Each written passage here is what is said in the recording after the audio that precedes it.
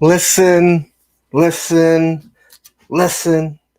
Welcome to Monday Night Tour Ramblings. Well, you get to listen to Mr. 6K for roughly the next 3+ hours. If you're lucky, who knows what happens to Roman, and I have to cut the stream short. You realize I once left for about a half hour to go pick up my son from work. Oh, the days when he used to work. I miss those days.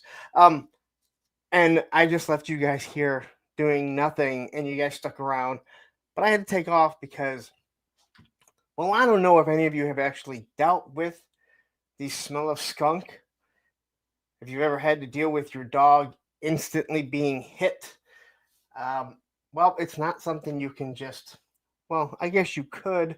It wasn't something that I was willing to sit there and deal with. And of course, the concoction that I do make, it needs baking soda, which I didn't have, but luckily my neighbor had it and she was still up.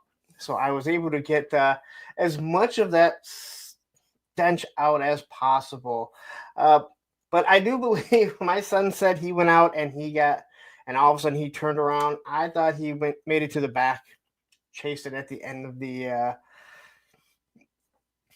I thought he made it all the way to the back of the yard, chasing the skunk and got sprayed. But the next day when I went to take out the garbage, yeah, I smelt it over on the side. So wherever it was right on the side, and he must have just hit him. And well, to say that it was a rough smell, and it's still here, not as bad, but that stuff takes forever. I don't notice it anymore. It was those first couple days that I got most of it out. It was mostly on his. Want to come up here and say hi, Mr. Skunk? Come up here. Say hi. Look right there. Say, oh, look, I got sprayed by a skunk, and I'm not wearing my collar because guess what? That got hit too. But I still love you. I still love you. Everyone there loves you too. I bet everyone's going to start saying Roman right now. All right, but can you go? I just let you out. Anyway, I did just let him out, so he wouldn't have to worry about this. So, all right, quickly, before we get started, let's just say, Raise Mace, thank you for donating one punk membership. Who got that punk membership? I'm trying to scroll here back and see. I'm not seeing anyone. Oh, Thanos Copter. So you know what you get with that, and that is I gotta find it here. Welcome to the creamery. Welcome to And the creamery. Welcome to the creamery. Oh, Welcome to the creamery. Welcome to the creamery. Do you in StreamYard is automatically set to auto repeat? Why would anyone want to auto repeat?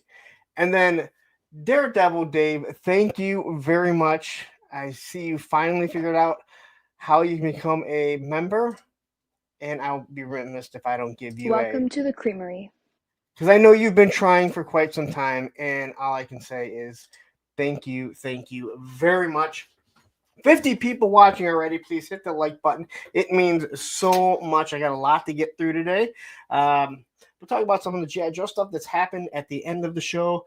Maybe some of the stuff I didn't get to. Maybe you saw us on Friday when I was supposed to do a Punk's Pit for the members only. I said, I don't really want to do it. I wasn't going to go live. And then Tony and I were on the phone, and Tony was like, let's go live. And I was like, all right, we'll go live on your channel. And then we were here for like 5 or 6 hours. It was absolutely crazy. Let's say hi to the chat because there's so many people.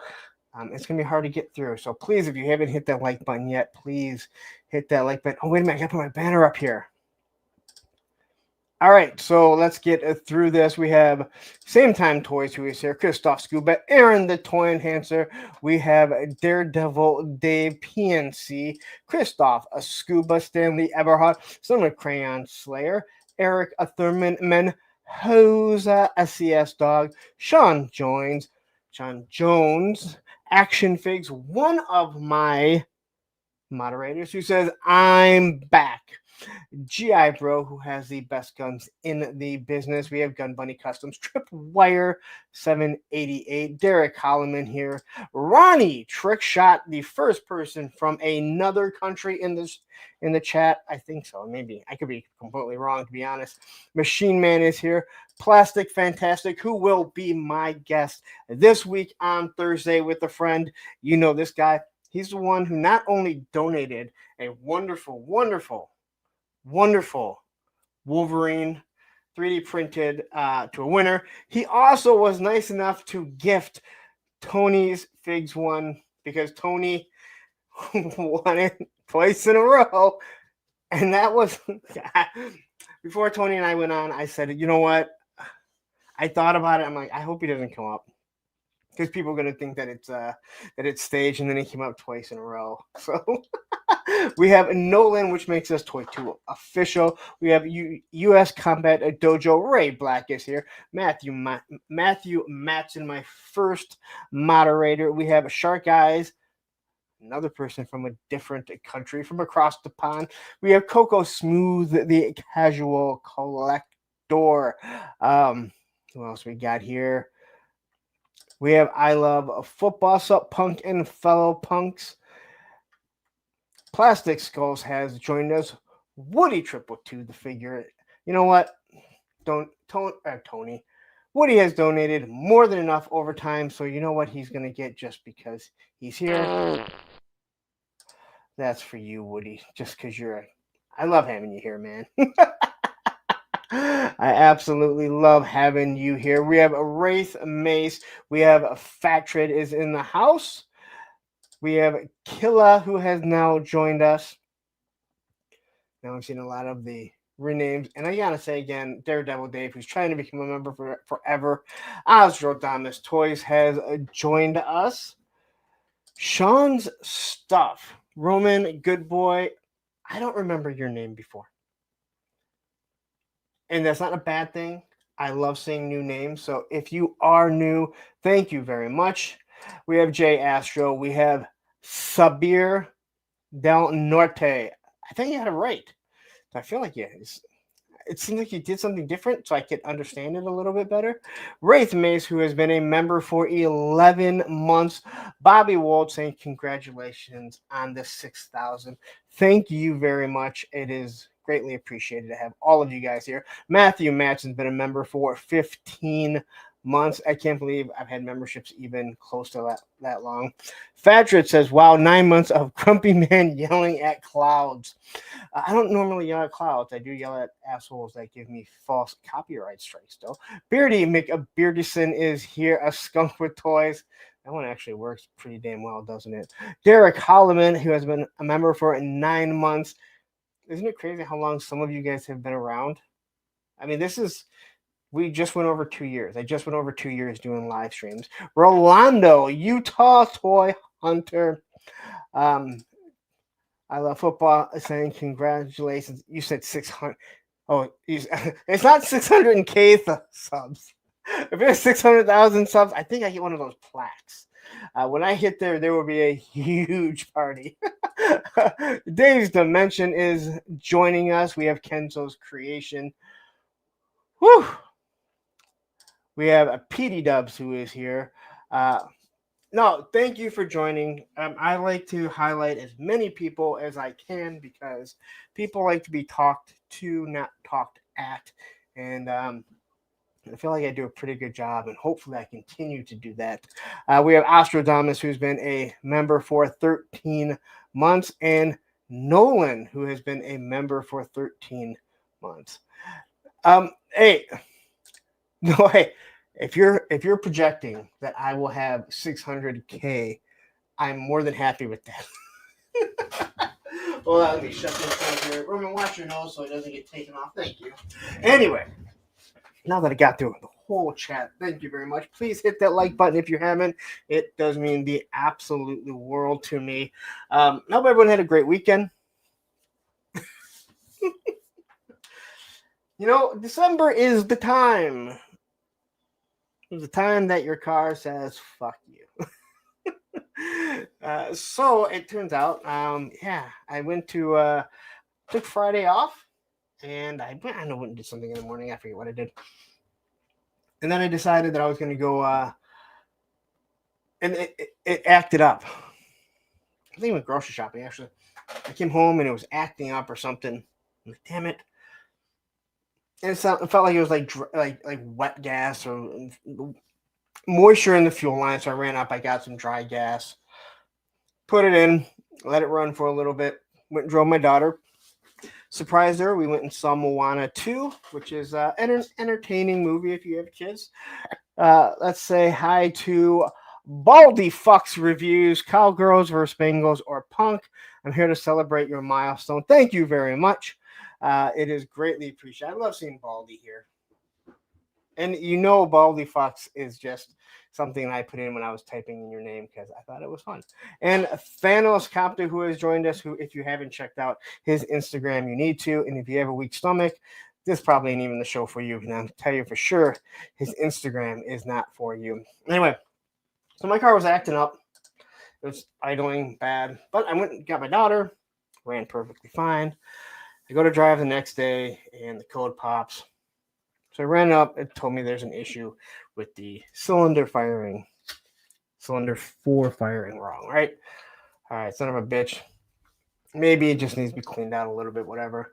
I went to drive the next day. That's when I went to go grocery shopping and to drop off all the giveaways. And the car was like just driving like shit. Engine light is flashing at me, beeping me. So I turned around.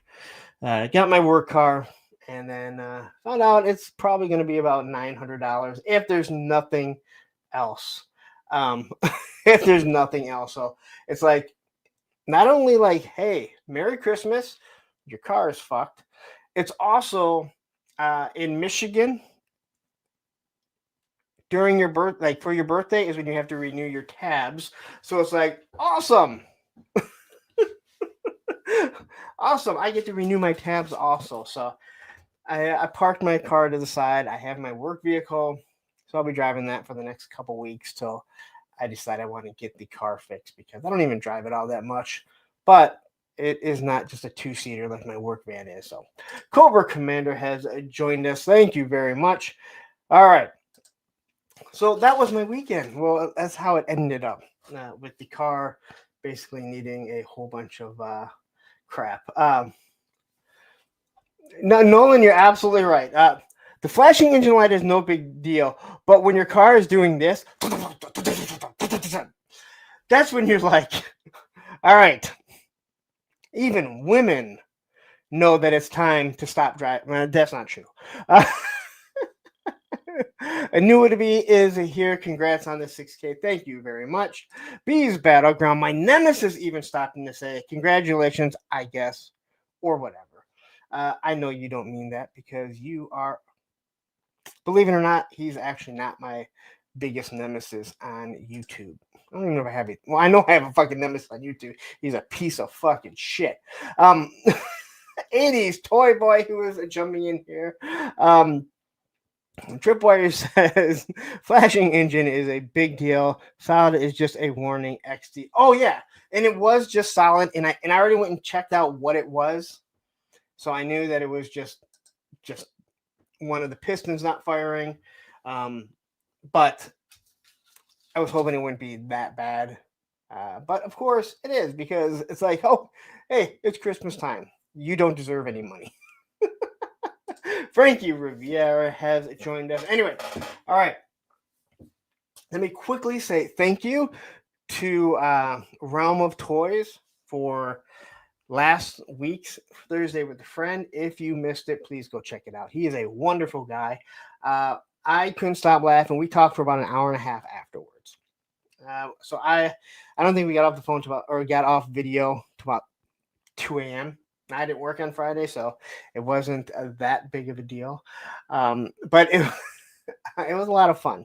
And you could probably tell by how bad we were laughing. So I had a great time with him. Please go check it out. Thank you to Tony. Tony went live. Well, we went live on Tony's channel. Had a blast doing that. Tony just wanted to shoot the shit. And we were already talking and we did it. And I get this message from one Matthew Matson going, I thought you didn't want to go live. I was like, I didn't, but Tony and I were talking, and what the hell. Viper Scout has joined us really quick. And then we have a Grizzle Horn. Hey, APWT. We have Jason P4. He's in the house. Do we have a Michael Myers? What about Freddy? Those are the big ones. I don't care what anyone says. Those are the big horror ones. All right. So, what I have coming in this week. Well, first, I finally got these two AWOC. I'm not gonna lie, this is the one I wanted. I've been waiting for this one since I saw it at PowerCon. I believe Ed and I were actually walking around, and we both saw this, and we're like, I need that fucking hyena. And sure enough, I was waiting. It went to Helidope Toys. I had already paid for it, or I hadn't paid for it. I already pre-ordered it. I didn't realize that you had to hit, yes, finish completing my payment. I thought they just kind of alerted you, and then they hit you. Yep, it's going to be Friday the 13th for Punk's Pit. So, and Toy Connection, who is joining us. If you haven't checked out his channel, go check it out. He does some great history videos, and right now he has the history of cops, and it is doing absolutely wonderful. And let me tell you something. When you have a really good video that is doing great as a small YouTube channel, and he's closing in at 9,000 subs. That is still a small YouTube channel, huge in our realm, but it is still small. It is huge, and I think he's at like 14 or 15K at that, in I think less than 7 days. So please go check his stuff out. He does a wonderful job, puts a lot of work into it, and you can also tell him that Bret Hart fucking sucks and HBK is way better, and he doesn't care because he gets the clicks. Actually, it might be the other way around for him. Anyway, so, oh my God, you've heard me bitch about DHL. You've heard me bitch about DHL and how I don't understand how their logistics go. Well, let's talk about the United States Postal Service. The first, as I mentioned, I went yesterday. I dropped off all of the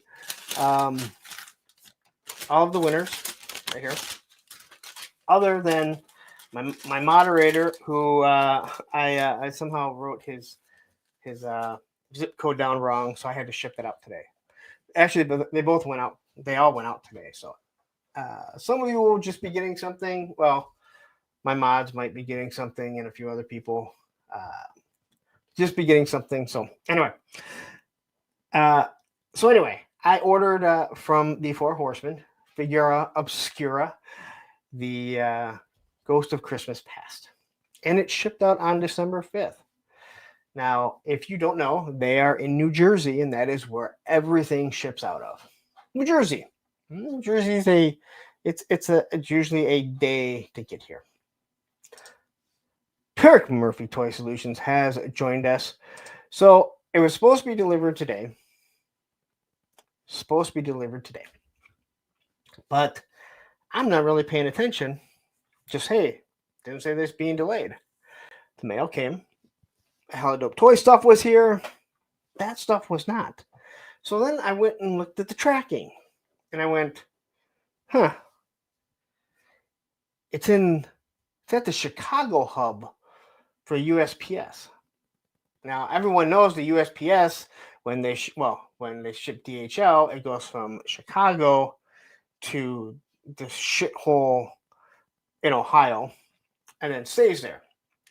Now, this went from New Jersey right across Ohio to Chicago, Illinois, in their hub.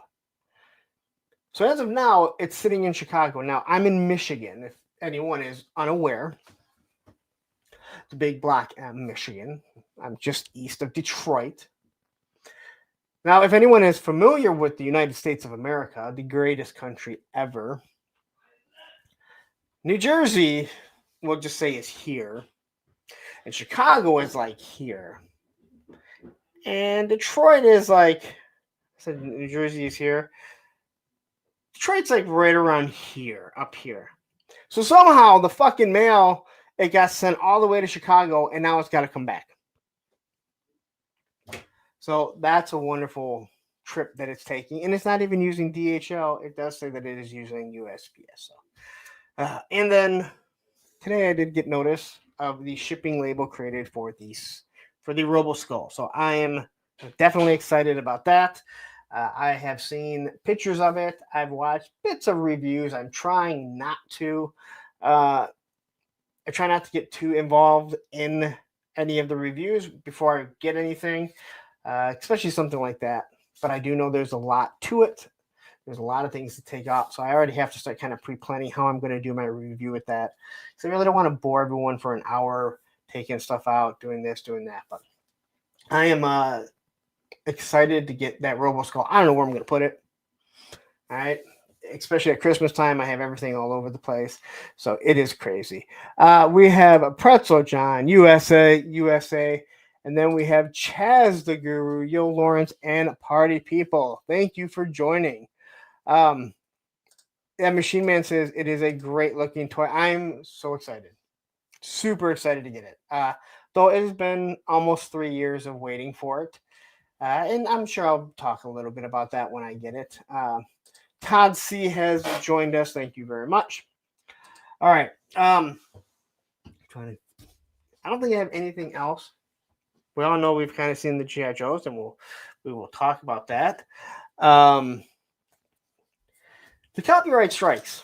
God damn it. All right, so not too much more. I'm waiting for the final copyright. Well, I'm sorry. Waiting for the first copyright strike to come off. I put in my counter to the counter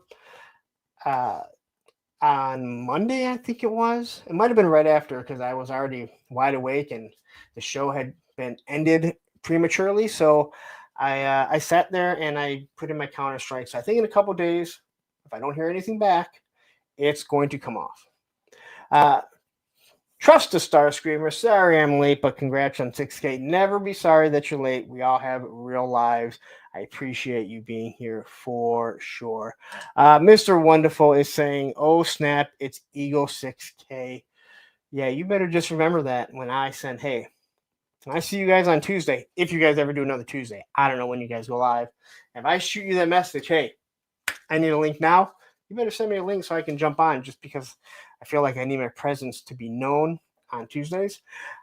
Anyway, so the other copyright strike, whenever I put anything into it, I put it up twice. They keep coming back. And I don't know if it's because it's already fighting one copyright strike. But once I get that one taken care of, I'm going to go after the other one. I don't even know why this is even a thing. But in a couple of days, that should pretty much fucking drop off. And then I will be extremely happy when that shit is done with. And if anyone has noticed, all of my Monday Night Toy Ramblings have been set to private. I didn't delete them. They are all set to private, so nobody can go, so someone can't go back there and say that, hey, he used my pictures. All the other lives that I do, I don't use pics. I don't use anything like that. So there's not too much that they can really do. Hopefully, although I will be honest, YouTube makes things very difficult, more difficult than it should be, which is it's just so aggravating that they tend to protect. They don't protect their content creators as well as they should. I'm just made to look guilty. Again, if I had 100,000 subs, I bet things would be different. If I was Mr. Beast, I'm sure things would be way different. And that is understandable. They bring more traffic, obviously, to the platform. But it sucks that as content creators, we're at their mercy. If someone says, hey, they use my picture, I can go hit up anyone right now. I shouldn't be telling you guys this, but I think I've already made this pretty much apparent of the problem with it. So once that gets taken care of, we all all those lives will be set to public again, so people can go back and watch them. I talk a lot about um, social blading, going there and you can see stuff. You can see when people, by deductive reasoning, and people who are buying subs, who are buying views, different things like that. And if you go and look at my views, you'll see a negative 83,000 views because of all those live streams that I had to set to private. It doesn't hurt my channel at all due to just how many I have. It just absolutely sucks because you work so hard. So many of us have channels. We work hard, and to get fucked over like this is something that just it pisses me off. And again, I think we all know why it's happening, why it happened. I'm boisterous. I didn't let somebody fucking push me around. And again, after the streamathon, after Toy Games had asked me about it, and I told the whole story, oddly enough, 3 days later, I get a copyright strike. So, Alice and Troy, who has joined us, I have to always say hi to Alice and go check out her channel. It is a chill channel. It is a coloring channel. I've been on it a few times. I've had her on the streamathon. And this is the one person that every single time she orders something from Amazon, she hits me up and says, create me a link. And I do the same for her. She orders more stuff than I do. There is no doubt about that. Allison does say, if you were Mr. Beast, you would be a POS who is exploiting people for profit and selling moldy food to kids. Okay, either way, but I would also get a response from YouTube that's probably better. Mr. Mad Gus, who has joined. I'm still waiting for my last wave to hit. Have you guys really not got the last wave? That blows me away. Evil Dookie has joined us really quick. Oh, look at this. Crusty old crow. This guy wants to drop the Krusty. I'm like, do not drop that Krusty. You search Crusty old crow on YouTube, and he's the only person that shows up. That is how you make sure that people can find you really, really easily. So anyway, hit that like button if you haven't. Please hit that subscribe button if you haven't. Let's talk about the last video. And that's the top 10 video. And I want to make things clear. I do not do things for hot takes. I do not do things for just for clickbait. That was truly what I felt. Actually, it's all downstairs.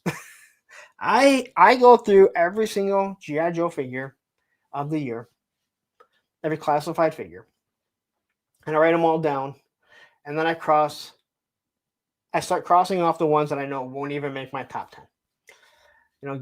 Guys like Tiger Force Roadblock and Tiger Force Tripwire. I go through and I start marking them off. And then I go back, I count how many I have, and then I start looking at every single one that I have there. And then I just kind of start writing down names.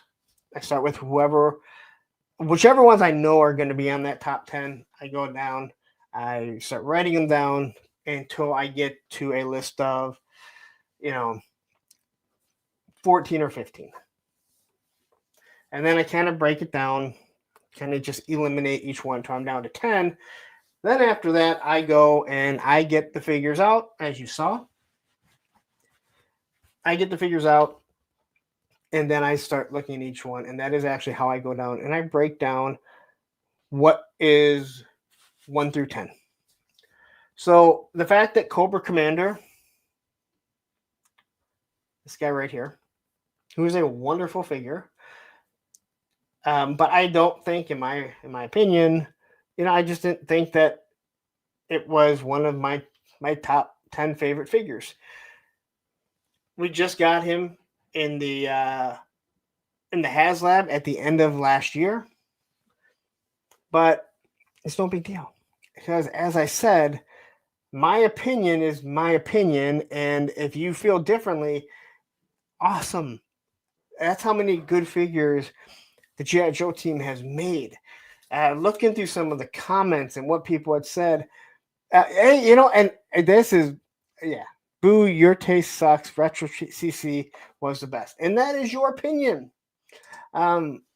the fact that I put 3 figures on there that I didn't even like as a kid. That's how much they made me like Duke and Beachhead. That's how much they did for. That is how much that they did for Raptor. I look at Road Pig, and he's a figure that the first time I saw it, I said, no way in hell that I would ever put him on. I think it's this time. Stop. I think when you come over here and now talk. No, I'm happy that you brought the pink one because have you seen how red his nose is? Yeah, that's because he got sprayed and because of the stuff I had to wash him with. So it's raw.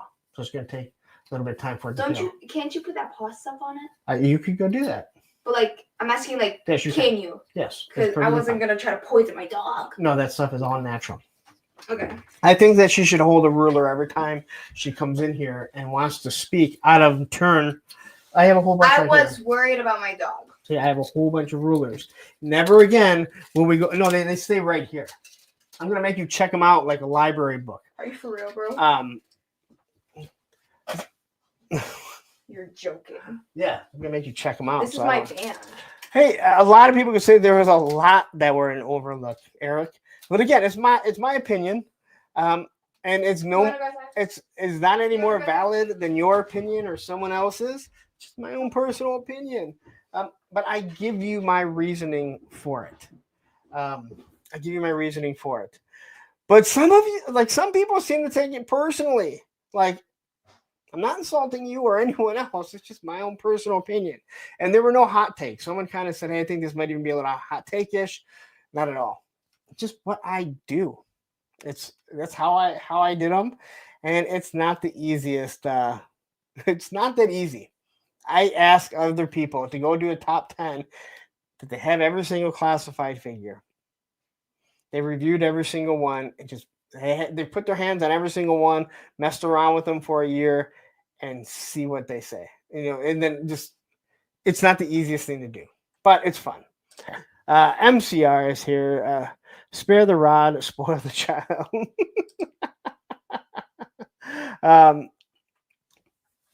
But I am going to be looking to do a few more before the end of the year here.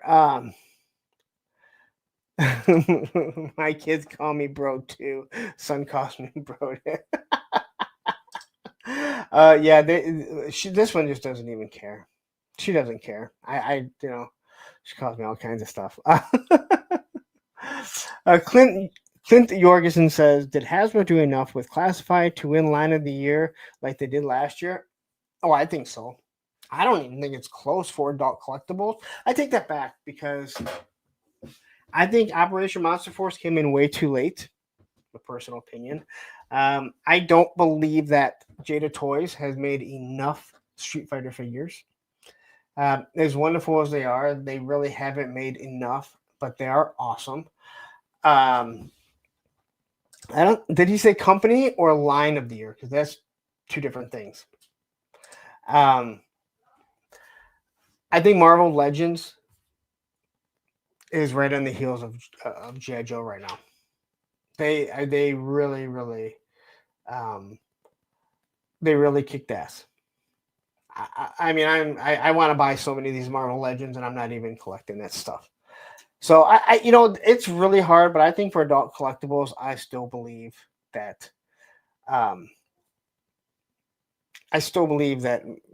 the G.I. Joe Classified line is the best line going right now. Derek Holloman says Retro Cobra Commander was much better than Retro Duke Head, and it's not close. That's your opinion. I mean, that's just it. That's your opinion. It doesn't make it any better or worse. So I am going to be doing the top 10 of everything else, other than Operation Monster Force, because there's 10 figures. There should be 11 soon. I think I'm going to do a top 10 of those figures, just count them in order. I'm going to do a top 10. I might do my most disappointing figures of the year. And I can already tell you I know what number one is. And some of you may not even realize what it is. but I really do think it's actually clear cut number one in my personal opinion. And these are figures that I've got. So I think I'm going to do the most disappointing figures of the year. I was quickly going through it. I don't even think I have 10 disappointing figures because I really don't go buy bad figures. Like I, I pretty much know that they're going to be pretty good. I mean, if I was collecting, Super 7 Ultimates, I think it'd be a lot easier to get through, 10 of them. I don't even think I have 10 because I avoid a lot of them if I'm on the fence about it. So, but yeah. Eric Thurman, what was it? No. Wild Bill behind paywall. I don't know what that means. I mean, I guess he's behind the paywall, but he's still one of the GI Joes, and it's just one of those.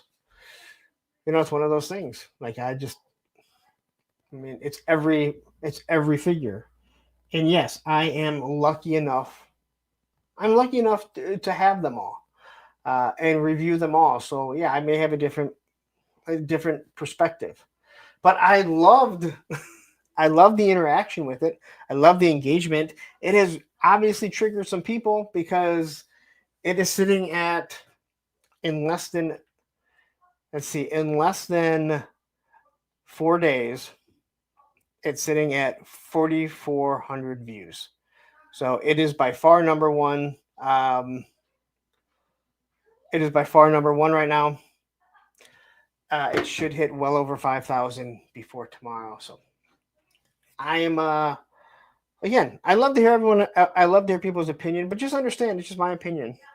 I was just shocked at how many people were upset about it. So, but I do think, and one of the reasons why I've never done a disappointing or the worst figures is I think that can be kind of cruel in many ways because you are, a lot of these people that may have come out with figures that didn't add up to what they are. They were trying and they just didn't succeed for whatever reason, or they had QC issues. But so that's why disappointing is way better than I think worse. I wasn't going to do it till people started like saying we should do this. So I think I'm going to, but I still got to come up with time because I'm running out of time for December, believe it or not. Anyway, down below, check out all the links. Go help Hella Dope Toys out. Buy some toys from them. Make that a legit place. Use my code APWT, A-Punk with Toys. You get 10% off your entire order. Ted last night really went on a little bit of a rant about his wife leaving her job for another job. Not like she just quit her job and then they used her for one day and said, well, we don't need you to the end of the till next year. He left the job so he could focus more on that. It says 4 to 3 minutes wasted doing good, Punk. Hey, you know what? I was able to prepare and prep listening to Ted and Aaron last night. True Star Screamer, I would like to say that I did too, but you saw the comments. I was throwing stray bullets at him as much as I could.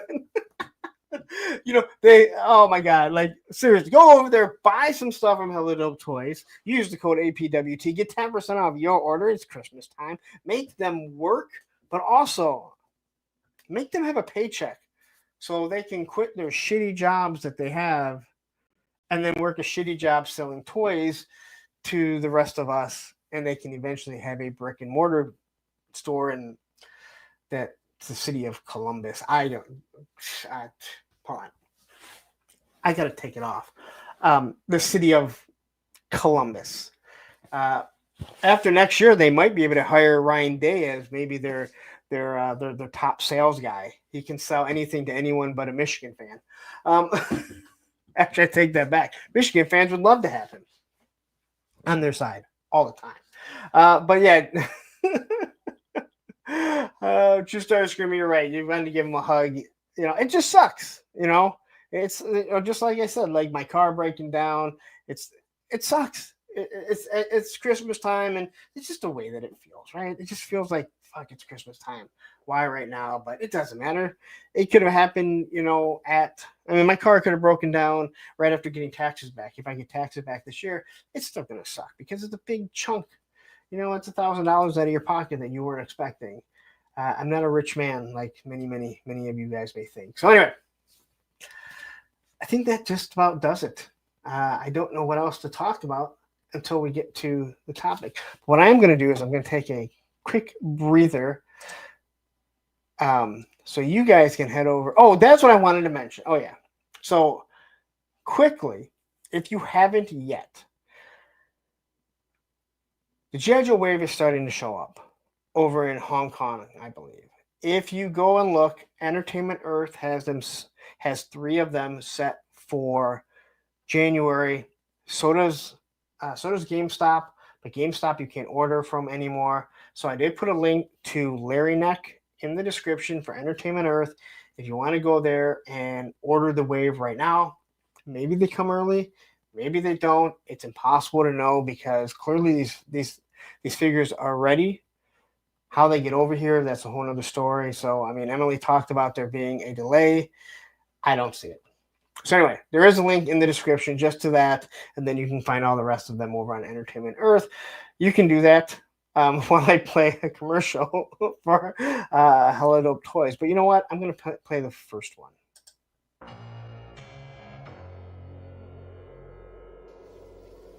Oh, hey guys, what's going on? Mossman, what are you doing back here? Oh, you see, so Skeletor, he had to go to the grocery store. He had to go buy more barbecue Pringle chips. And so he's put me in charge here for a little bit. In charge of y'all. He said, man, Mossman, I have to go to the grocery store, so I need to put you in charge of Snake Mountain. Mwahahahaha.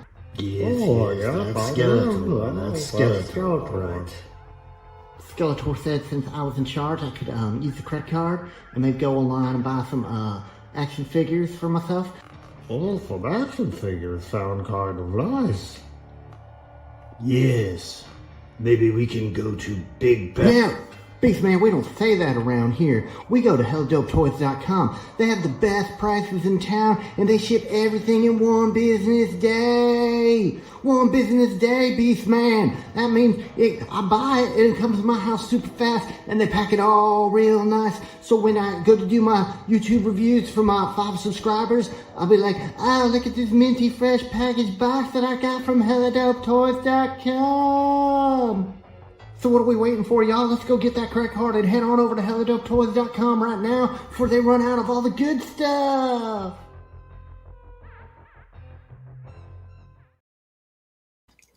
All right, did you guys have enough time to run over there and hopefully get them before everyone else? I know everyone's always excited to get these things early. I'm excited for everyone. I'm obviously excited just due to the fact that, well, I do reviews. So it's nice to get things a little bit earlier. So head on over there, get that taken care of.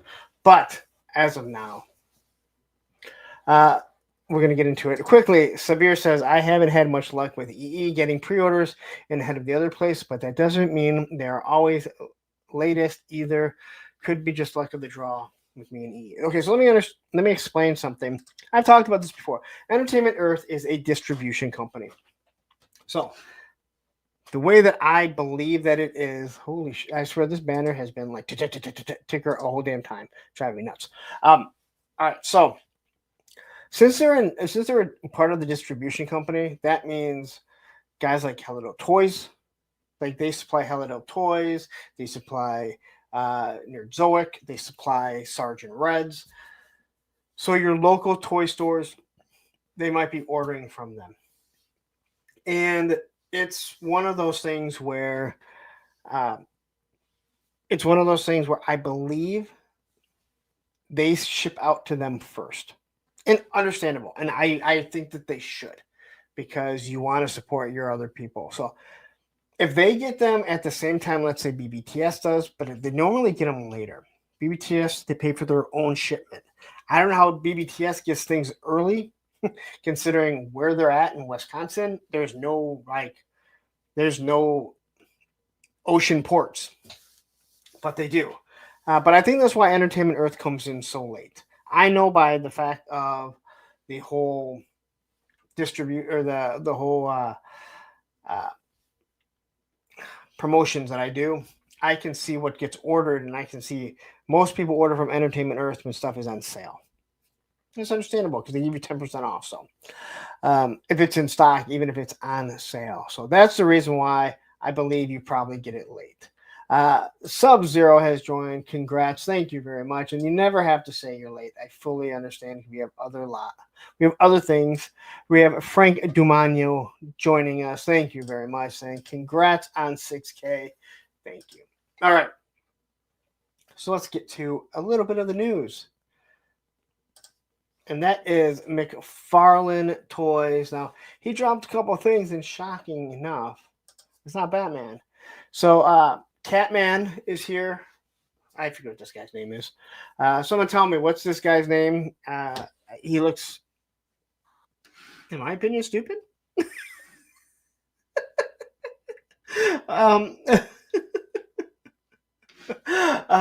Yeah, so Catman here. Oh,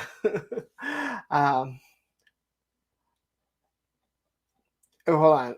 Fatrid says, dude, there are ports all along the lake, St. Lawrence, Seaway, direct to the. I understand that, but they still have to get there. Where Entertainment Earth is like, I believe it's right on, like their port is right there. That's the only reason why I say that. I mean, I do understand that. So that's the only reason why I'm saying that. I understand there's ports all over. I live in fucking Michigan. We're surrounded by water. I fully get that. We have Motu Guru who is here, and we have Joe Gonsalves. Sometimes it feels weird. Like I feel like your name just ends and it shouldn't. The Daredevil Dave says the Pink Panther sidekick, purple. You got it. A Wildcat. Thank you very much, Jason Voorhees. It doesn't look bad at all. I know nothing about this character. The first look of it, it almost looks like it doesn't have pins, but it does. But it's just they're able to hide it. So when something is all one color, it doesn't look bad. I do like the taped up fist. So it's a decent looking figure, that is for sure. We have Roman Villegas. I'm from Wisconsin. I'm surrounded by water too. Yeah, but again, not the ocean. When like I said, I believe Entertainment Earth is right there. Dorkside used to be there too. That's the reason why they got stuff early back in the days of Dorkside. So again, I do understand there's water in other ports, guys. And then we have this guy, Tony. What's this guy's name again? Please tell me. I look at this guy, and for some odd reason, Motu guys, tell me if I'm wrong. Does he not look like the Elephant Man? Joe Gonsalves says, "I'm from Nevada. What's water?" All right, so this is Orion. I know this is all stuff at one time, but there's so much stuff that goes through my mind and out. I could write it all down, but that's a lot of work. I look at this guy, and he just reminds me of that Motu. I don't know why I can't think of his name because I had him. Snout Spout. Thank you very much, Gun Bunny. I love when people yell at me about stuff. Snout Spout, damn it. Doesn't he look like, doesn't he look similar to that Snout Spout that was on the Mattel Creations? So the moment I looked at this, I was like, man, this looks very similar to what we already got it, but then you realize, oh no, this is completely different. Oh, you know what? Evil Dookie, yes, he does look like John Cena. John Cena is Peacemaker. I definitely see that for sure. Jack Kirby character. He trained Batman. Okay. A lot of people train Batman. So I believe that's all the McFarlane stuff that I had. And there's no Batman. How is that even possible? All right. But yeah, that was it. Then we have Frazetta Icon Collectibles. I believe this is Frazetta. It says Icon Collectibles. I know that. And that is this Vampiro figure. I believe we've seen her solicited before. Maybe it was a different paint job. It just kind of popped up, and I was kind of like, hey, you know what? Let's throw something out here. If I know Thanos, I'm gonna guess he's already ordered this, or he has it, or he has some version of it. Good looking figure. I believe these are some of the figures that Articulated Ninja constantly talks about and showcases. I could be wrong. I just know that there's a lot of female figures, and I know Frazetta Toys is one of them that he talks about a lot. So, but it is a good looking figure. Like I said, I believe that we've either seen this before, solicited, or there's another version of her, another colorway. But that's how these companies, make toys. That's how they make their money, is they redo them, and it's really it's no different. Yeah, she looks great. I agree, Nolan. I think this figure looks really good. I don't know what I would use her for, and like what scenes. These are scenes that, Mr. Thanos, he knows what to use. But that's about it for that. So here's everything she does come with. We have the skull. We have a couple different skulls, different heads, different hair. You gotta love the cemetery. God, that makes me want to buy it just for that. Nolan, yeah, believe me, there's all kinds of things. I mean, I say that kind of facetiously. I can always find something to use that type of stuff with. Joe says, this is Frazetta Girls version based off the art, Trevor Williams photography. Okay. Who we know does wonderful. That's 1/6 shooter. Bobby Wold says, has anyone here backed the Ecto 1? I don't think I've come across anyone that has yet. It's a great question, Bobby. I know a lot of people wanted it, but it was like a horrible time. And, some people must have, because that thing blew up at the end. It did way better than what I thought it was going to be. I think it hit like almost 18,000. And we all know there's a boost at the end, but I'm actually surprised that it went that high, the extra one there. So anyway, if you are interested, take a look for this. I'm not sure how much this is. I believe this has got to be in the $100, especially with all that stuff. So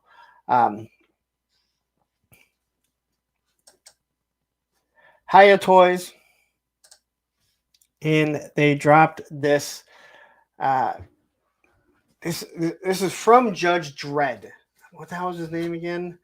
It's like Judge Ghost or something. I forget what this was. I think this actually looks pretty good.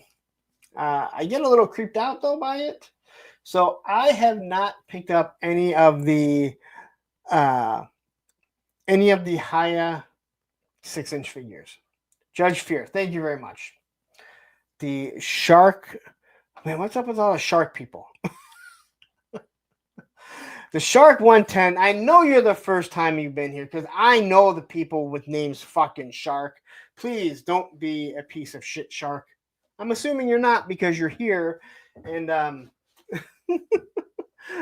so anyway, great to have you, the Shark. So this is one of the, they're 6-inch figures, and I think it looks good from this distance. And I think you'll see what I mean when we get up closer. But you got the nice soft goods, like robe on him. I mean, this looks really good. And he's wearing this mask, which, again, I like it. I don't know anything about this character, what this is supposed to be. But from what I understand, Hiya is doing some really good figures when it comes to the 6-inch figures. Everyone has raved about Rambo. I did not get Rambo because I couldn't stop seeing him as Al Pacino. And that was thanks to, I want to say it might have been Oz. that pointed it out, and then I could no longer unsee it. Jake Anderson, great to have you here. Whether it's late or not, it doesn't matter. I appreciate anyone coming in here to support. So here's his chains and his weird hands, and his mask opens up. And it's, well, you'll see it in a second. And I'm assuming if somebody like says, hey, you know what, if you read the comic, you'll know exactly why he's called Judge Fear and what's up with his face. So, all in all, this all looks really, really good. And trying to get to it. I know there's a picture of it. This creeps me out. No, Tony, this creeps me out way more. I was going to say this. So, Dalsum, as I've talked about before, Dalsum has always creeped me out. It's the long arms and legs. I don't know, even as a kid. We don't appreciate short jokes here, True Star Screamer. I take that back. I don't appreciate short jokes. My moderator, Ed, he fucking loves short jokes. I know because he sends them to me all the damn time. But these eyes, or whatever it is something that creeps me the fuck out. Like, I don't think I would have this figure in my house just because of this face sculpt. And maybe it's exactly how it's supposed to be. The Shark says, Judge Fear is a member of the Dark Judges from Judge Dredd. See, I didn't even know that there was that. But this is just, yeah. It's just something that creeps me out. So, but if you're interested, go pick it up. I didn't realize it doesn't even... I missed the slide of it showing everything that it comes with. Because there was a slide that I had. But I don't have it, so. But anyway, Ed says, I only send them out of love, but truth. Oh, I know.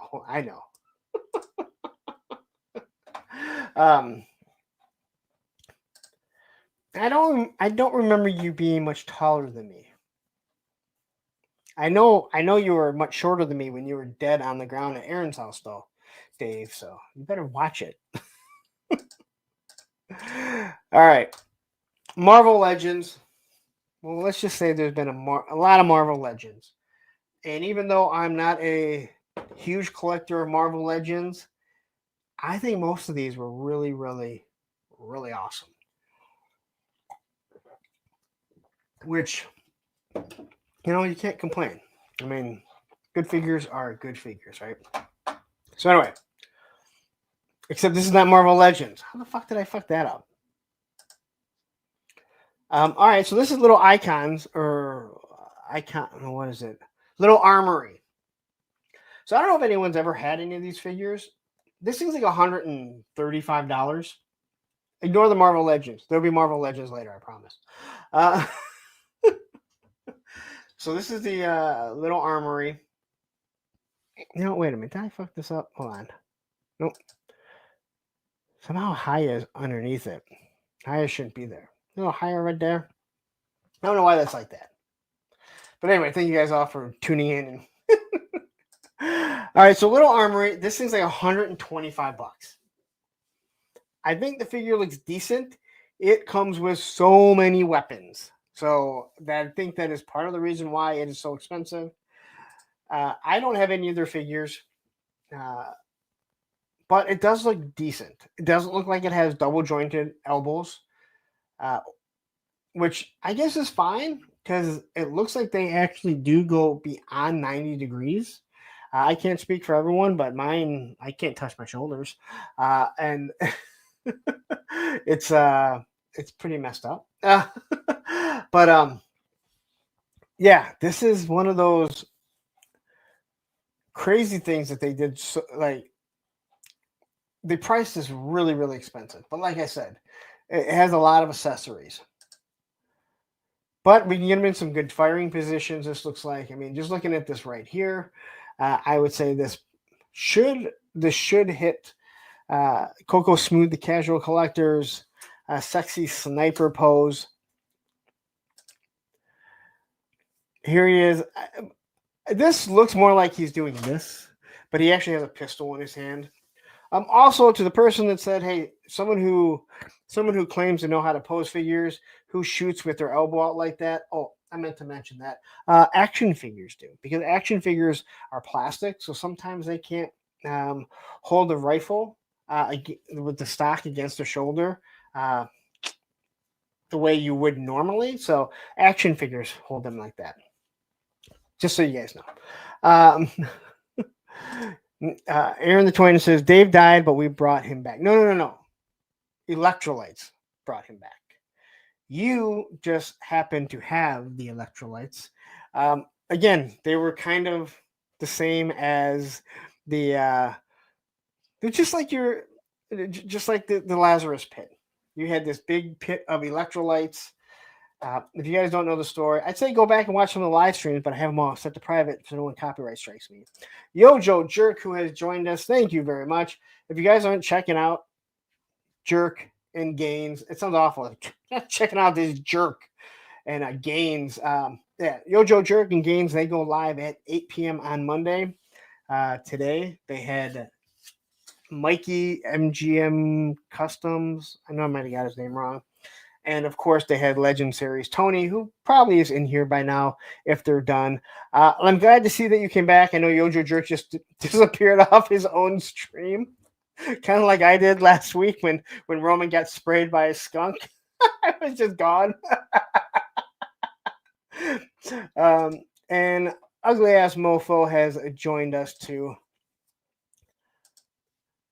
Now, this is a cool picture, but I'm also looking at like almost $300 worth of action figures right here, and there's only 2 there. So decent looking figures for sure. I would love to have one, but I can't see myself looking at that face. They're very plain in my opinion. And again, I collect GI Joes. And look at Marvel Legends, stuff like that. It has a lot of expression, the characters that we know. Here we're looking at $500 or more worth of action figures because, like I said, $125 or $135. They're available on BBTS. I think they might be available on Entertainment Earth also, but either way, they're expensive. And they just kind of show you the size of everything here, along with one of their other figures. I do love the one-shot bazooka here. I forget the name of it. It's the same one that you can, a similar looking one that you can get with the gridiron stuff. Someone tell me, what is the name of that? Oh, Cobra Command. Yeah, they do look like Agent Smith. I definitely can see that. And Jay Solo Art says, holy crap, that's right. How did the Roman deskunking go? As good as can be. I was saying earlier, I didn't have any baking soda. JMK Customs, thank you. Right here. And Lunchbox Killer has joined us. It went as well as could be. I didn't have baking soda. Luckily, my neighbor had it. So if you don't know, if you mix peroxide, baking soda, and dish soap, it will help get rid of most of the skunk smell. As long as you don't let it dry, you're supposed to do it as quickly as possible. It absolutely is. It just sucks. It just sucks having to do. And Roman will take a bath, but he also tries to push out. So after a while, you sit there for literally 20 minutes, 30 minutes trying to wash him. It wasn't as bad. My house was not as bad as it has been in the past. We'll just say that. So Shark Guy says, those weapons don't scale well with classified, unfortunately, and you have to glue them together, I believe. Well, here's everything that you get. So I don't know if you have to glue them together. Again, a lot of cool looking stuff there. A lot of stuff that we really don't have in other scales. Again, if they don't scale well, then does it even matter, right? I'm with you, Shark Guys. I know that my buddy Greg, who has purchased some stuff and also 3D printed stuff that's very similar to their stuff and rescaling it. Says they come off a little bit small. MCR says you get all those weapons. Yes. So you get all of this stuff. Now, this is what I was trying to... What's the random blue gun? That is a damn good question. It's got to be something real, though. There's got to be a military guy in here that can say exactly what that is, right? I don't know. Jake, I don't know. I wasn't about to use tomato juice in my house, that's for sure.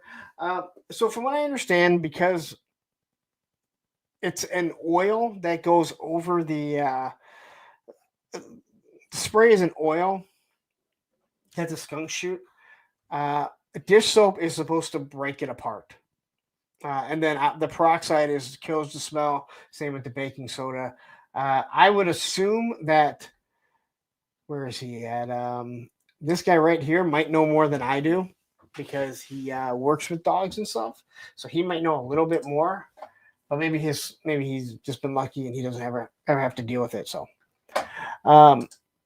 so this is what the question about gluing the guns together is. Looking at this, and it looks like all these pieces break apart.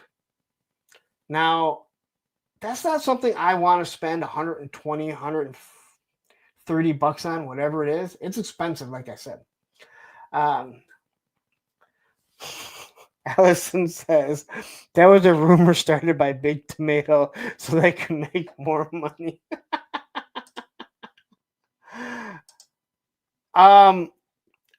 Killing the smell of skunk. I use baking soda, dish soap, and peroxide, and it pretty much kills it, like they say.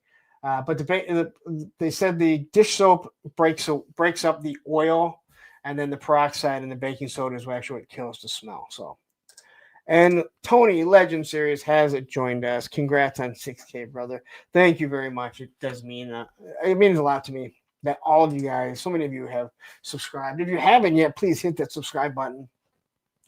So anyway, here's I don't know, they're showing you, and it does look like they all break apart. So I don't know. It's okay.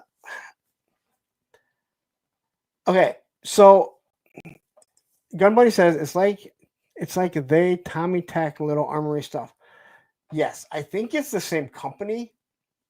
Because when I was looking for a picture for the logo, that's what it kept coming up with.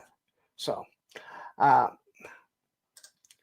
okay, we don't have skunks here, so never had to combat it. Thankfully, you are fucking lucky. Wraith Maze, have a wonderful night. Great to have you here, and once again, thank you for donating a channel membership. All right. So here's some of the other stuff. Again, the weapons look really nice.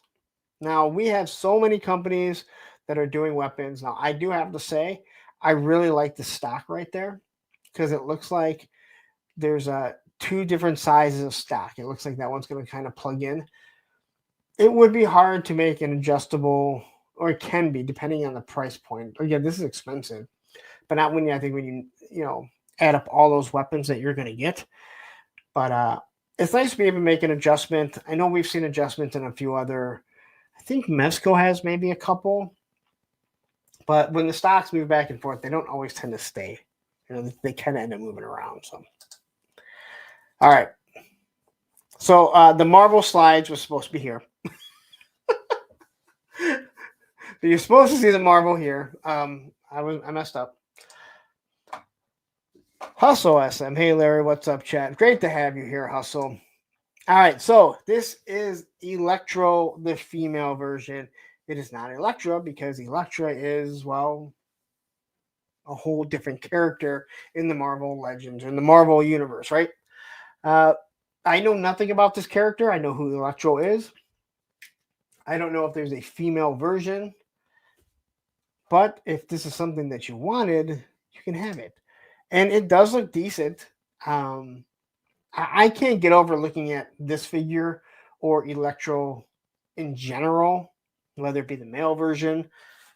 like this, and to me, it just screams like 70s.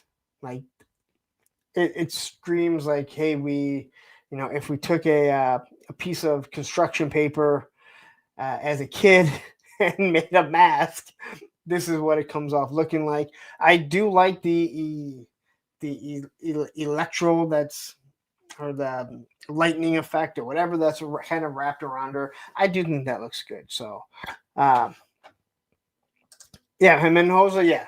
I really like the electro effect. I think that's really good too.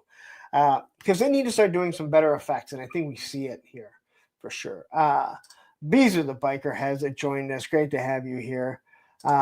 Electro's cloned girlfriend after he killed her. Oh, that is fucking morbid as shit. You killed your girlfriend, and then you're like, oh man, I still need her around. But yeah, yeah, and to me, that's one of the biggest things MCR. There's so many figures I know nothing about when it comes to Marvel Legends or stuff that I'm not collecting, and they just look really good. I really think they're down the hall from the G.I. Joe team, and I swear they finally got sick and tired of hearing everyone talk about G.I. Joe, raving about the Joe team and what they did. And man, they walked by and was like, yeah, we need to step it up. And they have. No joke, the Jackal cloned her. See, that's why I need to have you on. You can tell me about things I know nothing about. All right, Spider-Boy. I know nothing about Spider-Boy. I don't know why he has vampire teeth. And why he has vampire teeth that would come through a mask. And why he has extra eyes. Or maybe those are spider teeth. I don't know. I can tell you this right now. People are going to buy him just for those shoes so they can put them on other figures so they can customize. Am I right, Tony? Am I right? I think people did the same thing with Shooter. I don't think they bought Shooter, but I think they took her feet off. They took those off so they could change it. Yeah, he's very luchadorish. You're absolutely correct, but I don't think he's supposed to be. Some people have talked about not knowing the Lord. Maybe that's the reason why. But yeah, I don't know, this face, again, I'll use the word again, it creeps me out. Maybe it's those extra set of eyes right there. But here's a more natural one. Now, this is the thing that I didn't understand. I was listening to the live stream, and they said, well, he doesn't shoot webs, but in our reimagining, we gave this as an homage. And this is where I want to say, fuck you. You wanted to throw in a few extra fucking accessories to say, oh no, we give you a little bit more, but you didn't want to sculpt new hands to go with this figure. So you gave some web thrap hands. It is stupid. Don't fucking lie and say, oh, well, this is how we're reimagining.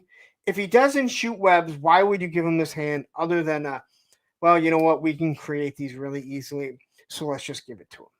Sorry. I think you guys do a wonderful job. Dwight, you've been making some awesome figures. But you guys, you can't do that. That is fucking bullshit, and you know it. This is cost cutting. You didn't want to create new hands, so you didn't. You gave them hands that don't go with the figure. King Panther jumps in here and says, it's all about that Marvel Chameleon figure. Reveal my friends. Damn awesome. Need him. I want Mondo to do a 1/6 scale version, please. I don't do 1/6 scale, but I gotta say, before I started, I just saw that Mondo version of Motu's, I can't think of his name, the B guy. I can't think of it, Buzz Off. Holy shit, that looks amazing. So anyway, yeah. All right. So here, this is, what Spider-Man was this again? I don't remember the Spider-Man. Look, Bee's Battleground. He's still in here. It would be Buzzsaw was one of the figures I had as a kid. That's why I was kind of surprised that I couldn't remember the name of him. But I was just looking at them, and yeah. Hustle says the sneakers look great on Spider Boy. Yeah, and like I said, I think people are gonna buy that. Yes, Unlimited. Thank you very much. I know nothing about this character. I'm not a huge Spider-Man fan, although like I absolutely love this Ben Riley figure. He might be on a top 10 list soon. But the thing about Spider-Man, even though I'm not a big Spider-Man fan, it's never really been into him. There is something very, very, very sleek and aesthetically looks good with Spider-Man figures. Just the way the suit is made, the way the mask is made, I've always really liked the look of them. And I think this figure looks really damn good too. Menhoza, Ben Riley has a great. I'm with you, and I don't have a regular Spider-Man, and I am waiting. I'm not going to buy one without articulated toes. I do not care for articulated toes on most action figures. There are some figures that need it. He has it. It's awesome. I can stand him on one toe with no problem. Unlike another company that might make it on the most disappointing list. Then there is this guy, another Spider-Man. I don't know, but he has flowing, glowing locks.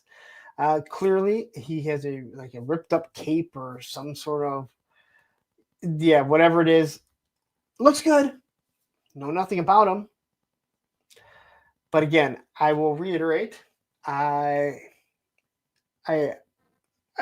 same thing as Robo always says. I like action figures. Kane. All right. So I guess this is the Undertaker's brother. Brothers of Destruction. Maybe some fire shoots up. But yeah, this is a good looking figure. I don't know how he fits into it. I think Robo actually said, I'm sure somewhere there is some sort of not lore, but a cult following to this guy. I could definitely see it. Trust the Star Screamer says, how the fuck did you literally pick out a name that's absolutely perfect for two different names? Says he's a flawed clone of Spider-Man. And Coco Smooth, the casual collector, says Kane is a 90s treasure. I think this looks great. Now, I don't know compared to anything else, but yeah, I do like the way this figure looks. And I do think the flowing locks, the cape or whatever it is, always being in the being caught by air, it kind of gets old after a while, especially if you're doing photography. But it looks good for what it is here. So, and this is Venom. Now, yeah, let me just say, this figure, as I look at it, first off, the guns are stupid because I just don't think Marvel Legends makes really good guns. All I can see is taking some Winsor and Newton and taking that spider off, and now I have some sort of agent for Cobra, a new character that, you can call him Venom, it doesn't really matter. The Shark 110 says Aaron Eckhart, Agent Venom. I think we're going to see that why you said that in a minute. Agent Venom, this looks awesome. And where did I just see Sergeant Red? John, good day, Mr. Punk. I thought you normally were asleep by now, John, but thank you very much. Love seeing you guys here. Check out Sergeant Reds if you have not yet and you're in the Michigan area. Or you know what? Take a trip. No, what? Don't take a trip up to Michigan right now. Wait till it's spring. Unless you're coming down from Canada and you don't care about the cold, don't fucking come up here right now. And Bees Battleground says, I've been doing some research on this character and I fell in love with it. I ordered the third-party version. You couldn't wait for this one, B? I think it looks good. I think this face sculpt is good. I think it looks excellent, to be honest. And it's such as a character I've never seen. So if you like, I mean, I could see this being a Fred. Um, if you're into G.I. Joe lore, Fred, I think it might fit perfectly. It looks good on there. It looks like you can just clean up that spider, the spider symbol on it, which awesome. Like if you can remove that, so it's really hard, in my opinion, if you want to fit this in with, like, let's say, Cobra or GI Joe or some other type of lore. If you have a big Spider-Man on it, a big spider, because it's too iconic. But Hustle says CT Toys made their variants quick. Did they already do this? No way. Payne's Toy Sample has joined us. How are you doing, Payne? Aaron? But I think this looks good other than the stupid gun. Yeah, I guess the pistol's okay. Yeah. They need better pistols and rifles. But I don't expect that from Marvel Legends. I expect better ones from G.I. Joe, and when you can't get it, we go elsewhere to get weapons. So there you go. I think I'm gonna be picking up at least one of these figures just because I can use them. I need more other fucking action figures, but that way I can add him to probably Serpentor. But I really do like this mask, and like I said, I think this might fit as a Fred pretty well. Roll Keeper has jumped in. Great to see you here. And then we get to Chameleon, and I don't really. I kind of remember him from the cartoon. I believe they said he's part of the cartoon, but it's not the Chameleon that I normally think of. But him having this J. Jonasson like mask that he kind of just can carry around is pretty cool. Once again, this is where, in my opinion, and I think most people's opinion, Marvel Legends fails, is that they do not have a lot of they don't have a lot of accessories. And I've talked about it before. Like, start giving like coffee mugs, coffee cups, clipboards, just stuff that helps to build out your world. So when people 3D print something, I 3D printed a desk, really easy, but you need stuff to go on it. Have a clipboard, vanilla fold, just stuff. Work it into your lore. But all in all, a decent looking figure, very sleek, very clean line. So I think this might be used for a lot of different customs. Tony, let me know if this is something you would buy as a custom, because I definitely feel like this is something that so many of the customizers will look at, because you don't have any kibble really on it. Nothing's really sticking out. But so King Panther says, I believe Chameleon was Spider-Man's first villain. Anyone know that? I know I don't. I won't act like I do either. But it's a decent looking figure. Not really what I think of, though. So here's the whole wave, starting at 1 p.m. Eastern Standard Time. I will post links to it this Thursday. So if you are looking, just hold on. I will have everything out there, everything ready to go, so you don't have to run all over town trying to figure out where you want to order from. You can order it right from the links that I post on in the community tab. I believe King Panther is correct. Okay. Hey, I trust you. I trust you. All right.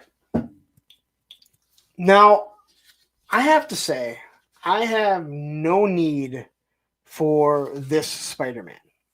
This is from, I think it was 1977, the TV show. But I absolutely love that they do stuff like this. These are more of a one-off. It's a Walmart exclusive, as you can see. So I believe it's Spider-Man 77. And I think if you're a huge Spider-Man fan, this is something you would be super, super excited for. Roman says, I just subbed to Yojo Jerk. Yeah, make sure if you go over there, make sure you hit Toy Games up also. Both those guys are really good guys. And Jerk, he grows on you. He grows on you. I think people say the same thing about me. So it has like the big bug eyes. He has like I believe that's a web shooter that he has on him. Again, no toe articulation, and I guess you can probably get away with something like this. 3-star Darren has joined us. Great to see you here. Again, not a figure I need, not a figure that I want, but I absolutely love that they said, hey, you know what? This is going to be pretty much a one-off character, which probably means you'll probably eventually get an Incredible Hulk from the TV show, which I think people would die for that. You'll probably get the Captain America. These are just kind of, I mean, they're just fun things that they do. You know, it's so campy.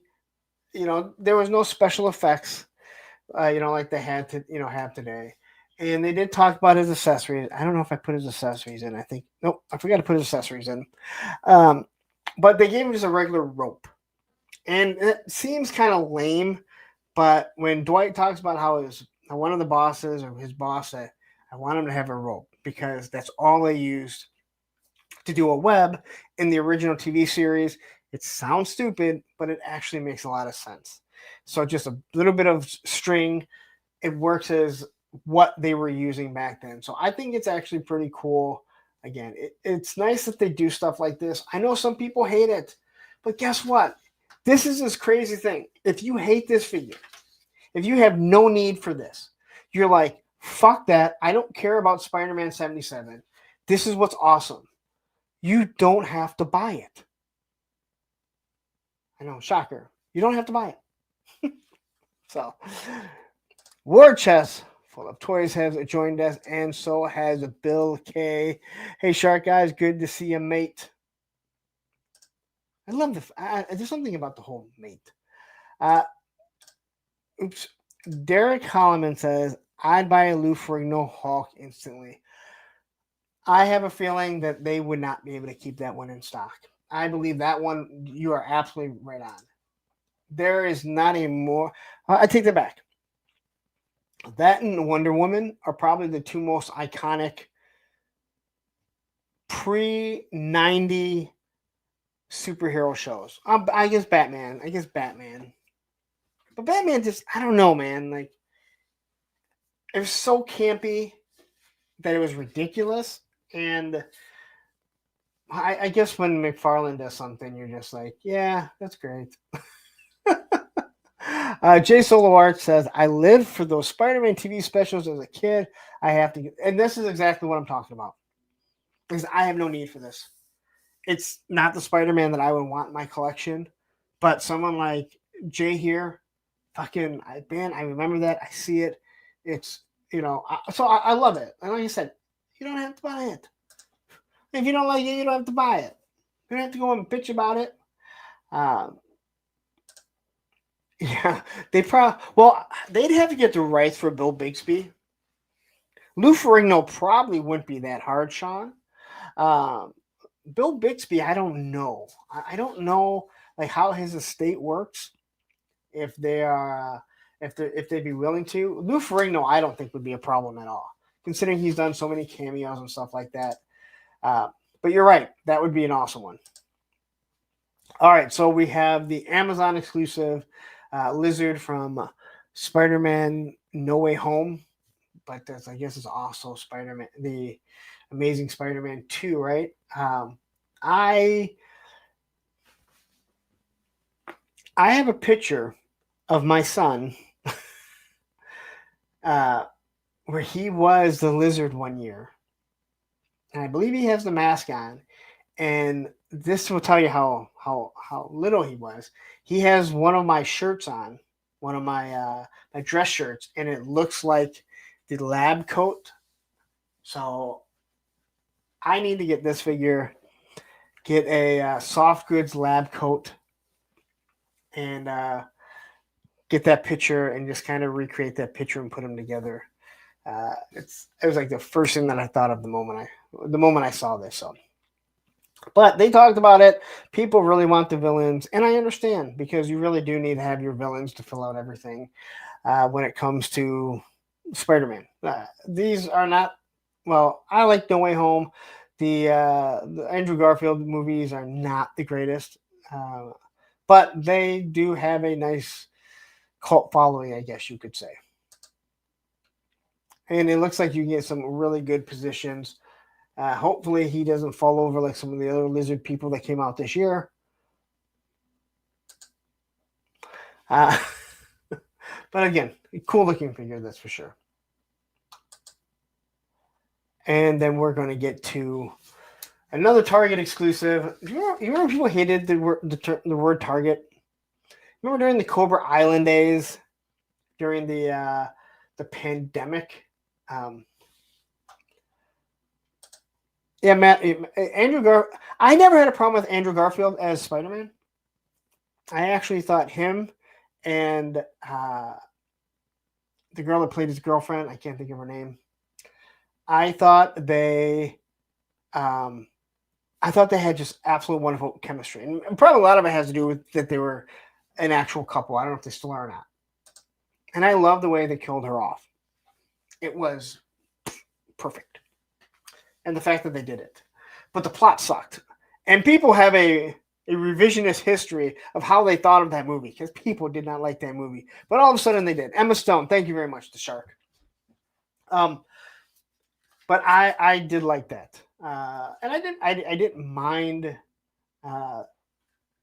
I didn't mind that villain either. I didn't mind the lizard as the villain. Okay. So here's Xavier. This is a customizer's dream too. There's no doubt about it. This can be a military uniform. This could be a work uniform. This can be so many things.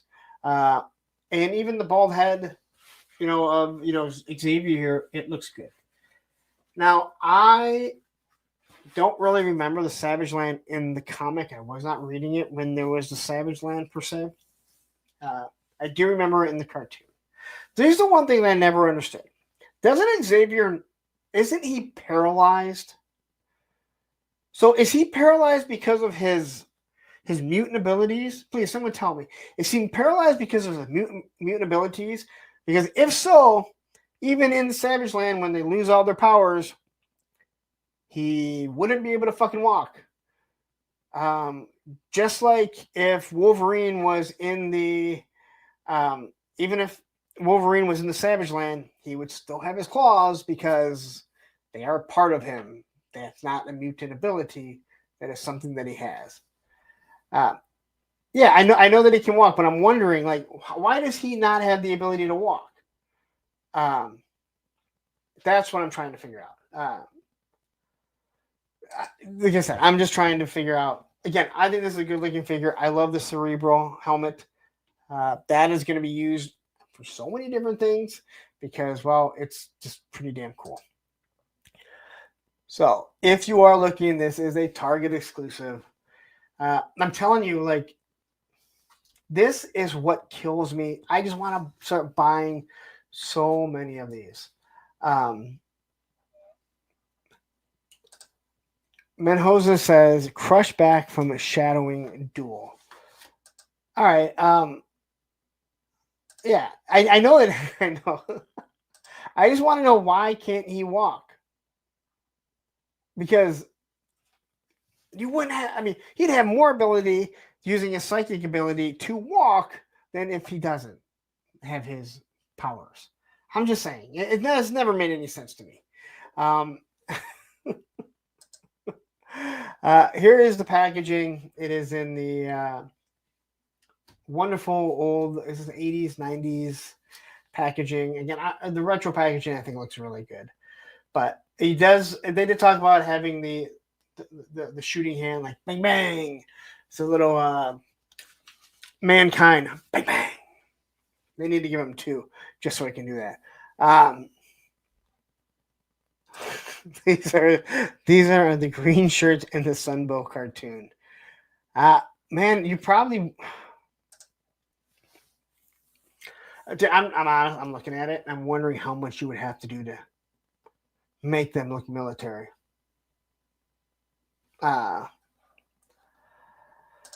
Payne says he's been able to walk at times, but writers felt he would be too overpowered, so his wheelchair it is.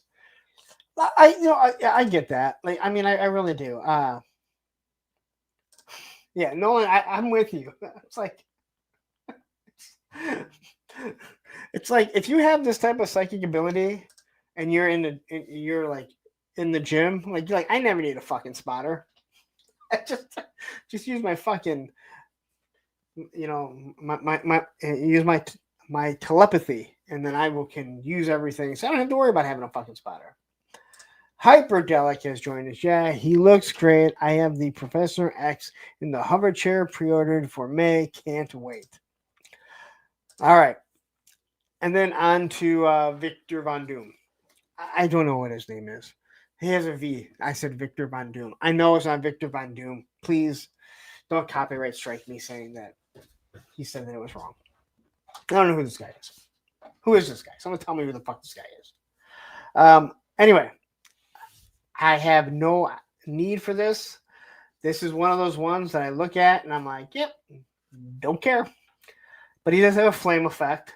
That's cool, because who doesn't love flame effects? Fabian Cortez, thank you very much. And quickly, it's been a while since I've hit this, but here comes the money. Here we go. Money talk. Here comes the money.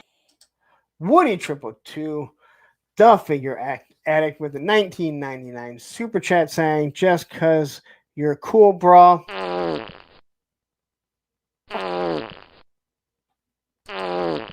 It's not working.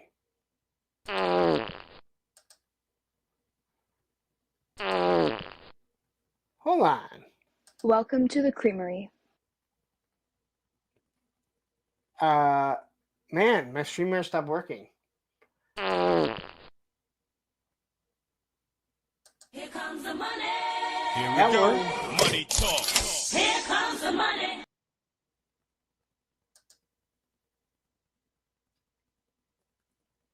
Woody, I'm hitting the fart button for you, and it ain't doing shit. But neither is welcome to the creamery. All right, well, I hit it. I apologize. You'll get an extra fart from me. God, that sounds so wrong.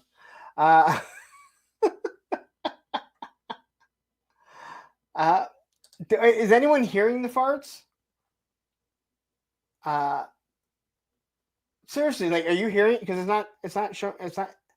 Oh, okay. They're not working for me. I apologize. But here comes the money's work. Like, I hear. All right.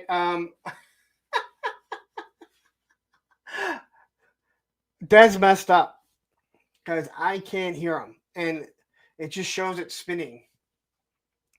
Well, okay, you guys got all the farts. So Woody, you got a whole bunch of farts.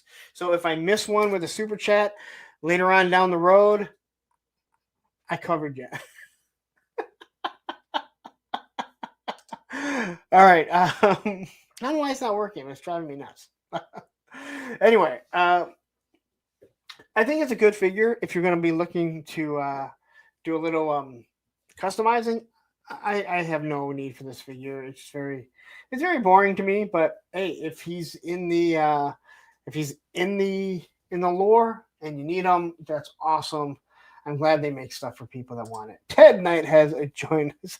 Silent but deadly. Farts for days like a late night at Taco Bell. ICS Doc says all gas, no brakes on the stream. I think I gotta go back and listen to it. Right now it's actually still spinning, so I don't know what the hell is going on with this. Let me see. Hold on. That's what she said. So there's that one. There we go. So that's something on my end or StreamYard's end. It's not playing it for me. But anyway, thank you very much for the super chat. It does. I do appreciate it. All right. He does have some fist effects. These kind of remind me of what Bison came with Jada Toys. I like these types of things because they can be used on a lot of different types of figures. All right. So this is where they got me. Well, that's what's weird, Matthew, is that it wouldn't play. I could not hear it play Welcome to the Creamery. I couldn't hear the fart, but it's spinning. But then when I hit Here Comes the Money, it played. So I don't know. I don't know. Ryan Trickshot says, I like a good fist.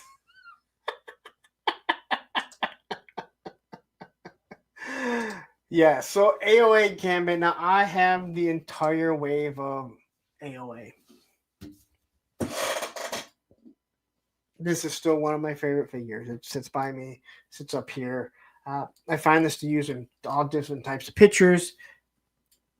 One of the best Build-A figures that I've ever seen. And there's been a lot of good ones. Over the years, I've started to forget a lot of AOA. That's Age of Apocalypse. I do know that. That's really what got me into the X-Men. I loved what they. That's not what got me into it. I was reading it heavily, and I love the idea of for 4 months or whatever it was, they completely changed the lore. I love that you actually got to see what Cable would be like if he wasn't infected and how powerful he would be. I see this and I'm like, son of a bitch, I have to get this and then break out all my AOA figures again and find some place to place them because they're like, even though they're super cheap now at Ollie's, or at least they were, I need them. And if they're going to be doing more, and it's all pinless, so it's not even based off the old technology, but I am excited. I'm not going to lie. They got me. It's like they got me again, man. So, nice little cape, good hair. I'm excited for it. And there you can see the back of them. And then we get to Nightcrawler. Now, I'm trying to remember. I remember Nightcrawler in it. Now, they said this is the X-Force Nightcrawler, but he is based off AOA. I have to go back. I think I actually sold all the AOA, or at least most of it. They got really hard to read, at least like with Batman Nightfall, which I loved. They gave you the order to read it. They didn't do that with AOA. Age of Apocalypse, when I gave it to my son and I'm like, you should read this, he was like, I don't know how to follow it. I'm like, what? I'm like, yeah, you're right. I understand why you were fucking up with this. But this looks awesome. So I have to go back and look, and if it's part of AOA, I'm definitely going to have to get it. Like I said, I kind of forget how Nightcrawler fit into that, but it is X-Force Nightcrawler, but they said it is based off of the AOA. I'm just glad that they're still going to continue to AOA. They said that they're done doing AOA, like an AOA wave. But if they're going to keep on adding characters, I think it's awesome. Jason P. Voorhees says, AOA Nightcrawler and 616 X-Force methinks. I think it's something like, they kind of explained it, but, I don't know. I just, the more AOA figures that I can get and I can kind of continue to add to, I am all for. But even if it's not, this is an awesome looking figure. I know there is a huge contingency of people that love Nightcrawler. It is hard not to. He is a very special design, in my opinion. And these colors, I think, just really, really work. And he really was one of the best characters. He's that in X-Men 2, his character, I think, just was so good. That movie is just good in general, but I think that guy did him really, really good. And then we have, I forget what her name is, but Dwight said it was the first time they got to design a figure with a accessory of skin. Now, they did some amazing photography with the skin. And you will see this. Husk, thank you very much. And she obviously is like, I think she's metallic or metal underneath it. I don't know the whole story. So she pulls her skin off. Now, I think this is an awesome looking sculpt right here. This is an awesome looking sculpt. So if it's something that you're like, hey, maybe this would work as a blonde cover girl, go for it. She's holding her skin, which is just disgusting as shit. But that's cool. But like I said, they do an amazing job with the photography. And so like here, when she's pulling it off, they did a great job. But when you start looking at it a little bit closer, I wonder how many people are going to be able to do a good job of taking a picture of this skin. It would have been way cooler if they made it so the skin actually formed to part of this head. I'm not going to say make a third head where she's pulling the skin off, but maybe make it so it forms around it so it actually looks like it's pulling it off. This is from a perspective of how they're showing it. And like right here, so when you get this angle and she's pulling it off, I think it looks good. But if you look at it properly, you notice she's just holding it up against her head. And I wish they would do something a little bit better. That is where you kind of lose me. I mean, you design this. Why not design it to just kind of form around it? Just in my personal opinion. Menhoza says, Follow the Mutants Forge backstory was great. Would make a great movie or trilogy. I know nothing about it, but I would love to. I don't know much about Forge, but I always found him as a very interesting character, so I would not mind to see something like that. Justin Booth saying, congratulations on hitting 6,000 subscribers. Thank you very much. It's been a long time. At least it sure feels like that. Thank you very much. All right. And then we have another Wolverine, which I think looks awesome.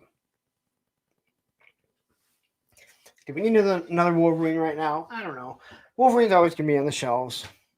You know, I think we can discuss it. He-Man should always be on the shelves. Skeletor, Wolverine. There should always be a Snake Eyes available. Again, you don't have to buy it. I did like what Dwight kind of mentioned that, hey, we kind of got tired of just doing, clawed hands, unclawed hands. We wanted to give you a few other things, and I think that's really good. I think that's good that they did a little bit more with them. I think this figure looks really good. Now, I don't know how many people want the Ultimate Wolverine. But I do like the pointing figure, and one thing I always hated about the movies was how his claws came out in between his knuckles. It probably makes more sense to be 100%. But I always liked having the adamantium implants that allowed his claws to come out and not have to break his skin every single time. Hyperdelic says, there goes my fifth Wolverine. I agree. I think this one looks good. And he's angry. The angry face looks good. So, but I know people are tired of more Wolverines. He's a popular character. Again, if you don't want him. But what does suck is that he comes in a Build-A-Figure. He does come in the Build-A-Figure. And I hate Build-A-Figures. Because I would be willing to pay just $35 for the figure that is in the Build-A-Figure. All right. The Cyclops. They talked about how they wanted to do something different with with his optic blasts. Where it's hitting something. And I think this looks absolutely awesome. Jason V. Voorhees says, Ultimate Wolverine was a beast. And we have Pop Blender member for 12 months, so you get a. Welcome to the Creamery. Hey, it's actually playing. Motu Guru says, fifth Wolverine. That's like my 19th. I like the Cyclops. I love these optic effects.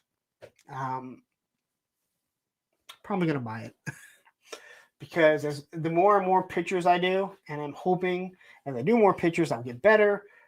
This is something I think you could use. I know Matthew, he kind of mentioned about the Dragonfly. With the pictures I took with the Dragonfly, he said, blast effects really need to be put in like post pitch, and I understand. But I just think these look really cool. When you're taking certain shots, that they just really work. And I thought they did a really good job. I don't know why I highlighted that again. But it is a nice, good, sleek-looking Cyclops. And again, I don't know. You're always going to have a whole bunch of Cyclops because, well, why not? He's one of the main X-Men, and you probably should almost always be on the shelf. Moto Guru says, I'm ready for the rest of X Factor. Dreadnought K6 has jumped in with the Creamery. And I do like the fact that they give him, he really always should have that hand too. I guess like Spider-Man should always have the thwap hands, unless if he doesn't use that, then he probably shouldn't. And then we have Morrow, right? Because she pulls bones from her weapons are her marrow, the bones, right? Bone marrow. That's it, marrow. I kind of remember this figure. I have no interest in it, but it is something that you definitely, again, I think you need to have everything for the most part. People complain that they don't have them all. It looks like she can get in some great positions. I would assume that she is built off the same buck as this Black Widow. Just quickly looking at her. Obviously has different kneecaps. But looking at everything else, it looks like this is what she's based off of, which this is an amazing, amazing figure. I'm glad they're using that buck for other things. I absolutely love that one. But I think they did a good job of kind of showcasing all the stuff coming off of her back, her weapons that she can use. It is disgusting, but not creepy disgusting, Tony. Tony says this is Marvel vs. Capcom. Okay. I've been here the whole time, but reorganizing my classified. But it's the first time I think you said anything. So I highlight you and say, great to have you here. And it's good to sit back and be able to listen to something else while you're being productive.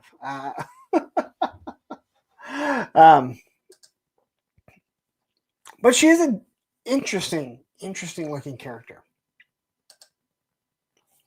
And then here is your Build-A-Figure. And this thing looks amazing.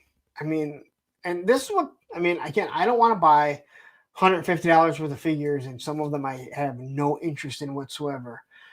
I understand the purpose of Build-A-Figures. There's a reason why I never, ever want G.I. Joe Build-A-Figures. I mean, I'm going to buy them anyway, but I don't think people should have to buy a whole wave. It makes sense why they do it. It's to throw in an extra accessory. It forces you to go ahead and buy the whole wave or however many. But this figure looks awesome. And it's disappointing because as much as I want it, I don't think I want to buy everything. Maybe that's just me. Maybe I'm crazy. But if you if you get the whole wave, there you go. You got the fucking figure. This thing looks awesome. I have a feeling this will be one of those expensive Build-A-Figures. Clint Yorkson says, G.I. Joe Build-A-Figure is now they will do the flag. Probably.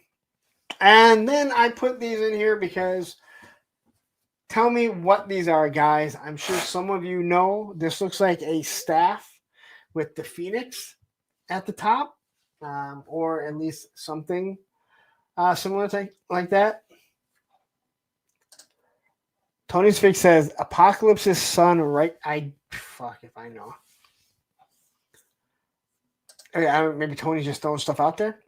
Adam Warlock's staff.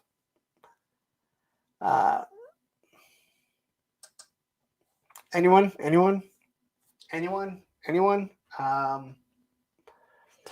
don't want to hear more about classified and no fucking flag. No one has fucking room for a goddamn classified flag. All right, so Derek Halliman says, yes, it is his son. So is Adam Warlock his son and this is his staff? Or is this a staff of Apocalypse's son?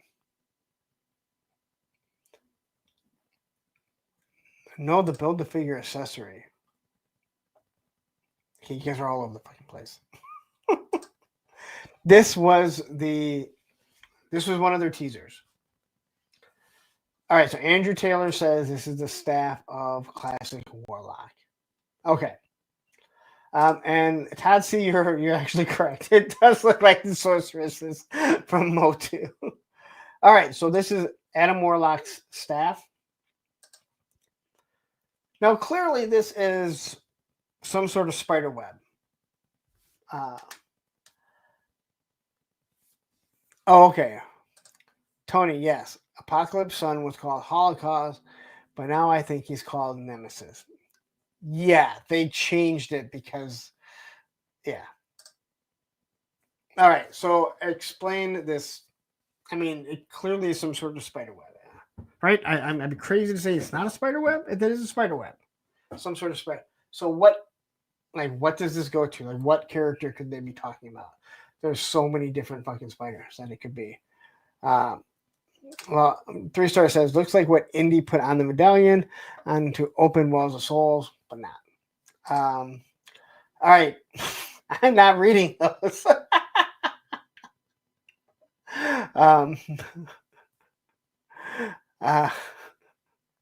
Yep, you guys can keep doing that, and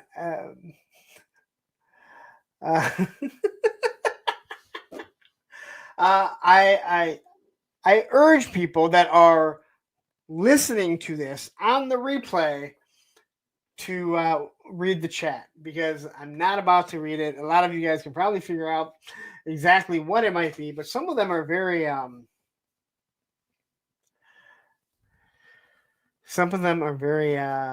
explicit.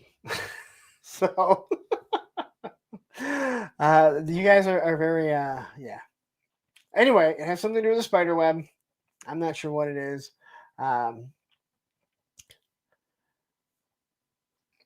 So we're gonna skip because, and then what the hell is this, guys?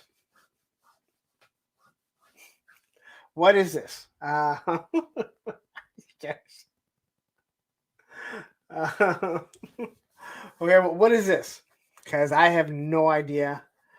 I think somebody mentioned that it looks kind of like the stuff that Archangel would shoot out of his wings. If it is, that would be pretty cool. Yeah, I don't know. I don't know if you said that to me or someone else did, Tony, but I always love that. So World Keeper says Archangel's feather blades. And yeah, Matthew says, yeah, they're teasing heavy Archangel. Okay. So I think that, I thought the cards too, but they're not, I would say they're not designed like cards enough. That was kind of my thought too first, Stanley, that maybe that's what it was. So, all right. We're going to get to Jada in 1 second, but first, I'm going to play another commercial because I actually have to go. I don't have to grumble Dolphs, but I do have to use the restroom. Oh, hey guys. So Lawrence, he had to step away for a little bit. He's got a case of the grumble duff. So he asked me to kind of watch over a stream. He put me in charge of y'all. He said to me, "Oh, Moss Man, I have a case of the grumble dust, and I need you to watch my cell for a little bit so nobody leaves and finds out that there's more interesting things to watch on YouTube. And also, I hate Ohio." So I was like, oh, dang, so now I have to come up with a topic for my very own show. And I was like, oh, what about talking about your favorite toy stores? So my favorite toy store is HelloDopeToys.com. So they used to have this really bad website. It used to look real scammy. Like if I gave them money, they were going to go spend it on like blow and hookers. But now their website is really nice. And like I can just go in and do like 1-2 click. And then my order's placed. And they ship super fast, guys. They ship everything in 1 business day. So like I get all my toys first. So when I'm out there on the playground and all my friends are like, oh, dang, Moss Man, where'd you get that action figure? I still have to wait 17 months for mine. And I'm just like, well, I went to HelloDopeToys.com and I just pushed the buttons and then they shipped it out to me. And the packaging is so nice, guys. Like, I opened up the box. I thought, oh, I don't deserve this. I don't deserve this kind of packaging. It's so nice. But then my trash can gets full because of all the packing stuff. And I was just like, oh, dang, I just changed the trash. But now I gotta change the trash again. Oh, you're right, Matthew Matson. You can use the code APWT at HelloDopeToys.com and save 10% on your order. So how that works is, so you're gonna save 10%, and then a Punk with Toys, he has to pay that 10% that y'all save. So if you don't like Lawrence, you can just go to HelloDopeToys.com and just buy a bunch of stuff and rack up his bill. So then like at the end of the month, they're like, Hello Toys is like, oh, Lawrence, you owe us $1 million because of all the 10% codes that everybody used. And yeah, that's how that works. Okay, guys, so it looks like it's time for me to go now. So make sure you go to HelloDopeToys.com and like and subscribe. And then in the comments, put what your favorite toy store is. But if it's not HelloDopeToys.com, I'm probably just going to delete it, okay? So, all right, guys, bye! Remember, that's not how it works. But it does make Ted and Aaron work. Sometimes it makes them work really late. I mean, who doesn't love making their friends like work till like 2, 3, 4 o'clock in the morning when they have to get up the next day and work their real job as their passion job, just hasn't paid the bills yet. So go over there and buy some stuff from Hello Dope Toys and use code APWT and get 10% off your entire order, whether it's pre-order or in stock. Anyway, back to some Jada Street Fighter figures. And we got the picture of Sagat and Blanca. Now, these figures look much bigger, but I also thought Bison was going to cost a little more. So I'm wondering if these are going to stay at the $25 price point. I hope so.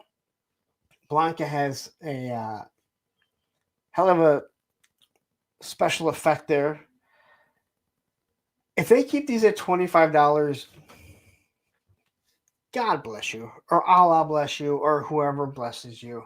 God knows my son doesn't say God bless you. Tony, they haven't had, I mean, their deluxe prices have all been, only like exclusives, right? So I don't know. Like, it looks like the boxing is the same. So I don't know if they're going to raise it at all. I hope not. But these look absolutely awesome. And if they keep it at $25, well, man, I got to say that you are really, really putting the big FU to the other companies that say, hey, you know what? We don't need to charge that much more. Brick something jumping here saying, Blank and Sagat look great. Pretty sure they're not 25. Want to say June said they were more. Oh, okay. I have not seen. Well, I don't watch anything with June or Street Fighters. I guess I haven't seen it. I wouldn't be surprised because they are bigger. Obviously, at least they look bigger. But I wonder how the packaging is. I'm gonna hate if the packaging is a different scale. It just sucks because if you keep the boxes, you kind of do like them to be the exact same size. But yeah. But this is a look at them. I am excited because every single one of these Street Fighters has been good to great. A matter of fact, I talked about it. Like this figure here, I don't remember anything about DJ, and he might be my favorite. He's probably my favorite Street Fighter figure right now. I know nothing about him. I don't remember him at all in the game. So I'm not reading that, but nice to have you.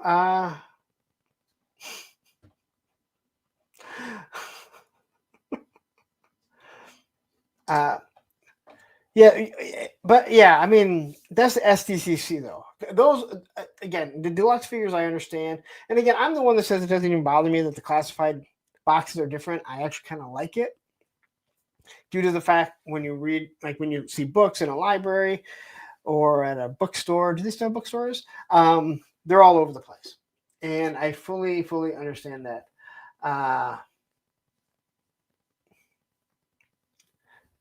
I'm just quickly looking at something really quick. Matthew, I'm assuming you took care of that. Just going to assume, Matthew, you took care of something that probably most of you didn't even see. Anyway.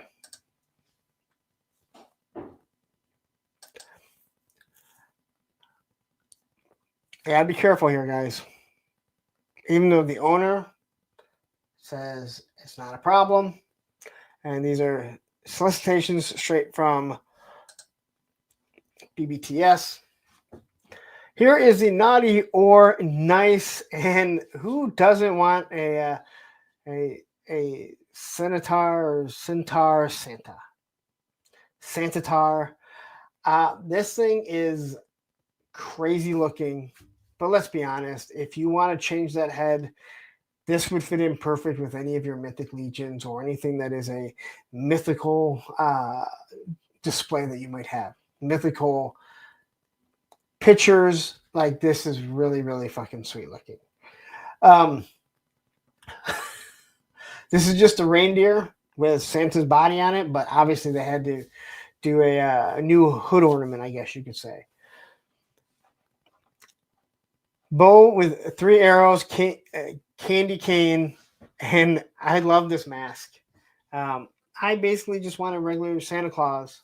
That's what I'm waiting for, the restock of Santa Claus, but this thing is actually pretty damn cool.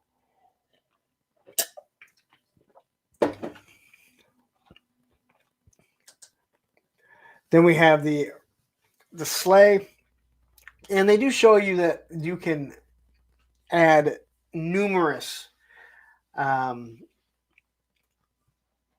reindeer to it. So here's the back of it. I love the fact that it has like a digital readout and everything, so that is actually pretty cool. That is weird, Matthew. There was a comment that somebody made. Matthew said he didn't even see it. I don't see it on the regular YouTube page, so. But let's just say it's a fucking, yeah. I can't say the name, Matthew. That's the whole thing. I'll take a picture and I'll send it to you later.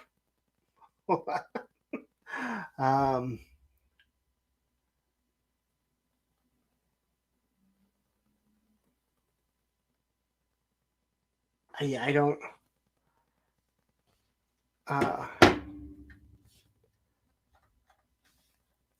It must be this guy.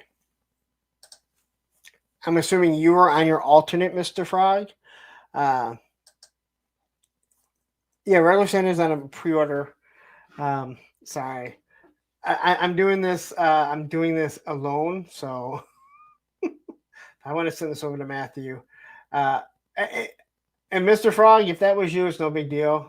It was a name, but God knows there's weird shit that people do. But I didn't do that. That was you? Okay. Matthew says he didn't delete it. The only other one would have been my other moderator, but that's cool. Anyway, great to have you here. I don't remember ever seeing you say, I don't ever remember seeing you here. So it's great to have you. And you didn't, whoever, just so you guys know, he didn't say anything wrong. It's just the name was. Anyway, so here, if you want to buy all these reindeer, you can buy all these reindeer. It's, it is a lot.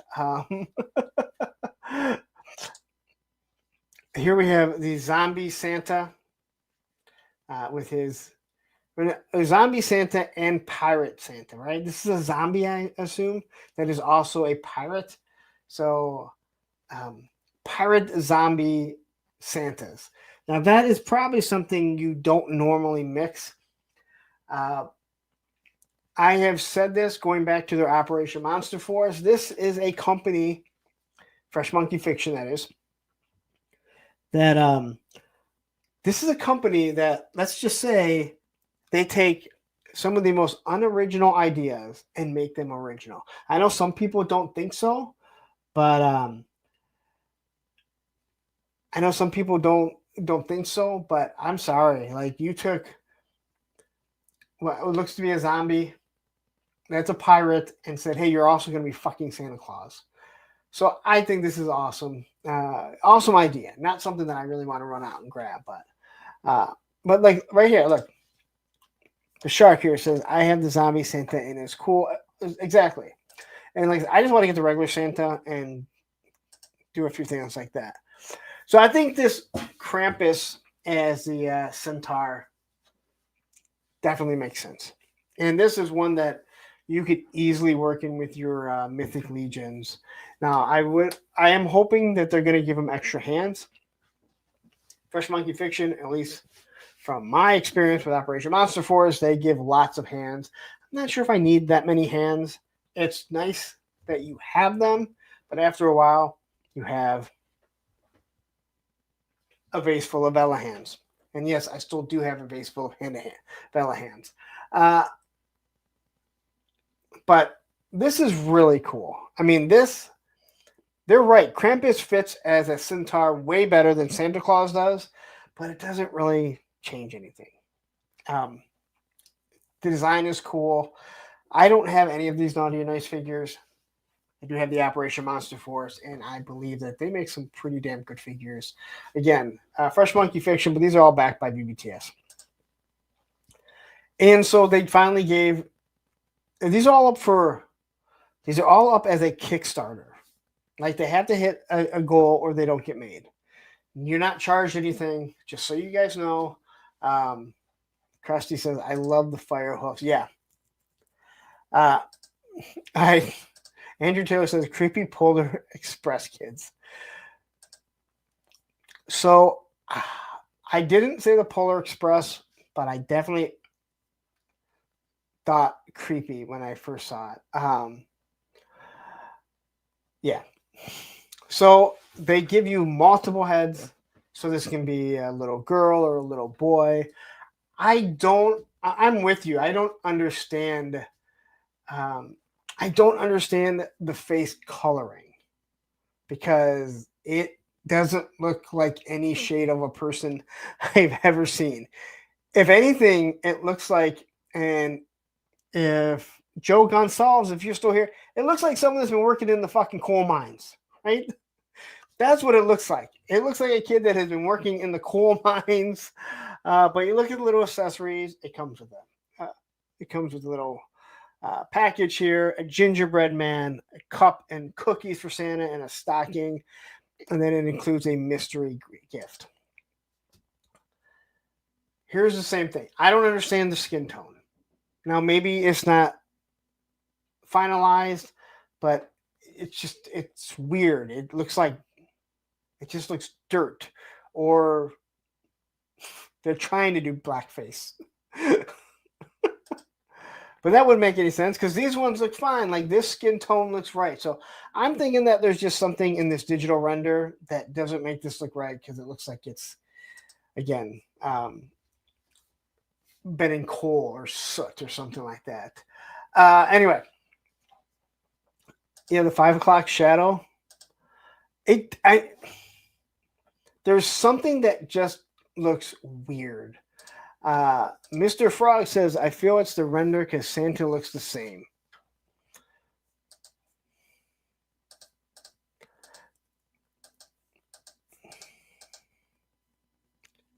This Santa? I don't think this Santa does. Or maybe you're talking about the Santa that's on pre-order. And you're right. He may have come off looking that way due to, or look less like that due to the big beard and everything. That's the only thing I can think of.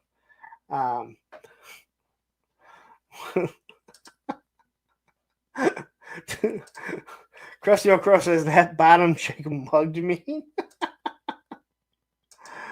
And then here, like again, I hope it has something to do with this. It's same time toys coming in with it's the missing kids from Hawaii. So I'm with you with the expression, but when I look at like not the crying faces, but the normal faces, right? They're all the same faces, right? These faces are different, I believe, but these faces are all the same. They give you that.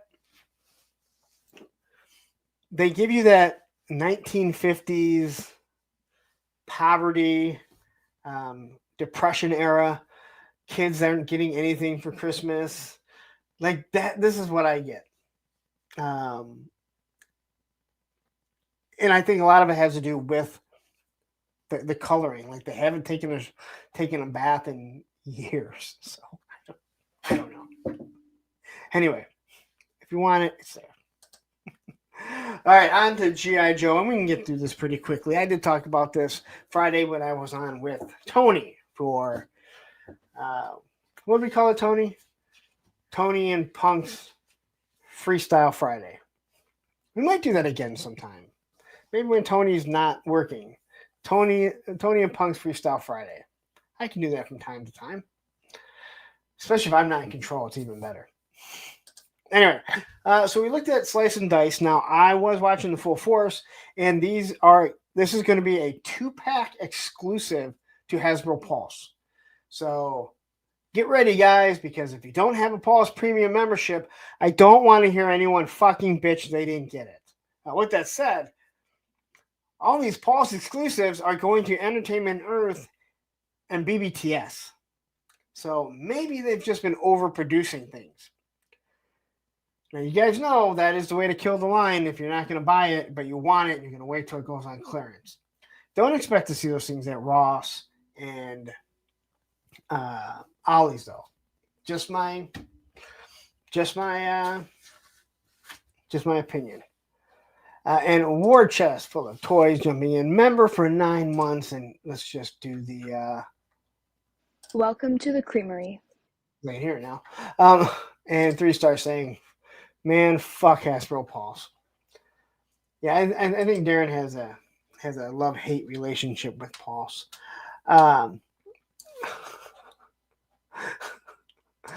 Mr. Frog, what are those boots?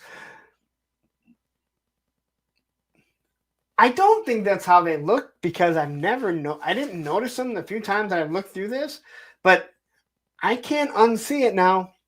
I cannot unsee it now. And Baldy Fox Review says the whole line should go to Pulse. Keep it in house.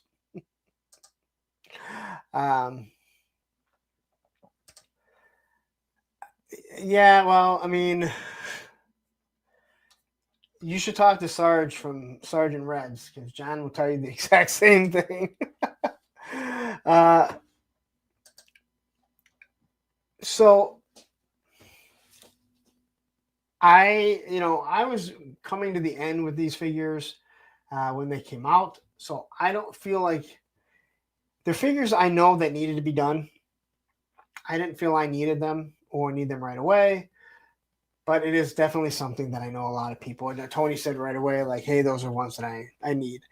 And there is a lot of new molding, a lot of new accessories that are on this. So they do look really good. And with this here, we have the fencing mask. Now, I talked about this with Tony. I don't know if this is a mask that would have been used with a martial artist. Not like a ninja, because ninjas aren't real. But a fencing mask, it's that is a sport. But I understand why you use this as a kid, right? Why they put this on for kids, because it's something that's very recognizable that they use a sword. Here's the back of them. I really do love when they have tassels like this on the back. I think they look really good, especially when they're able to move. They will eventually break if you move them around too much. I know I was just looking at the Age of Apocalypse of Colossus, and his is about to break.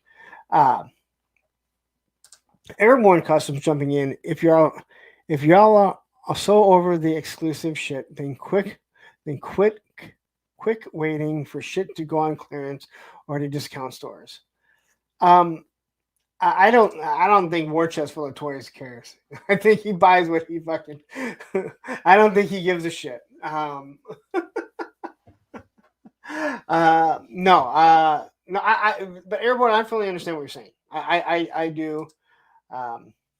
No, I fully understand what you're saying. You know, the G.I. Joe fans, like I said, I think G.I. Joe fans are G.I. Joe fans. Most of them. They're not toy collectors for the most part. Hyperdelic says we still need gung ho in dress uniform so we can buy 7 of them for the coming scale flag. No, because that's a Marine. And Airborne, why don't you tell them? Are we ever going to get a gung ho in dress blues? I'll let Airborne. Maybe you can answer that, Mr. Frog. I want to disagree with you, Mr. Frog. I can't fucking disagree with you because I agree with you. But man, I want to disagree with you. Oh, maybe that means that someone would have to pony up a little bit of licensing rights to talk to the Marines, wouldn't they? Anyway, here is his secondary mask. Did he ever use a mask like this, or is this one that the Joe team has created? Matthew, you probably know better than anyone. Okay, you don't know for sure. Yeah, no, again, I know you do. He's done work with them. That's all I'm going to say. I think I may have said too much. Hope not. But as we know, they don't want to pony up anything, and that's why you don't have the Marine logo on gung ho, and it really does bother people. Okay, so Matthew's saying there's a new mask, and that's what I thought too. So,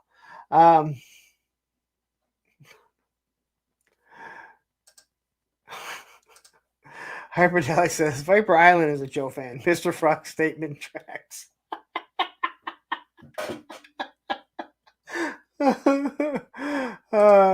Wade Howardson says for some people that's the reality. Catch-22, what you can afford, what you can only afford them when they go on sale. For some people, but that is different. See, that is different. If that's what you can afford, I also think that is different.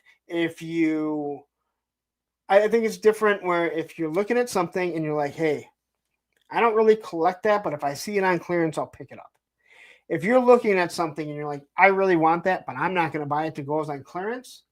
Now, if you're saying, hey, I can't afford it, I understand. But if your whole thing is, I'm just not going to pay, I'm going to wait till it goes, you're probably someone who fucking goes and does the figure swapping. And Mr. Frog, now I can't unsee this. Holy shit, Hawkeye. Thanks a lot. And not Rachel is joining us saying a Fresh Monkey can make Class A uniform suits. So can Hasbro. The military branches don't own the specific colors. No, but they own logos. Not to mention, not like Hasbro can't afford it. I don't know why the military wouldn't want to do it. For the love of God, I mean, it is free advertising for them. It makes no sense. How many people went and thought they were going to be a naval aviator after they saw Top Gun? Listen to every pilot every single pilot, whether Air Force or not, that enlisted around that time. Is this a new head sculpt? Did he ever have a head sculpt before? I don't really remember. I do remember their classic designs. I don't think that they did. So it is interesting that they gave him a face sculpt in and the other one they didn't. So that makes me think that, yeah, this was all made up. So here's the classic look, from what I can remember at least. He's got the purple. He's got his karate hands, his knife chopping hands. I hate knife chops. They're too straight. You need to have a little bit of an angle. You would never chop someone like that. He'd break your fucking hand. This is either slice or dice. Someone tell me who it is. One of them is slice. One of them is dice. Not the most original. All right, so this is dice. Dice head sculpt is new. Can't wait for this 2-pack.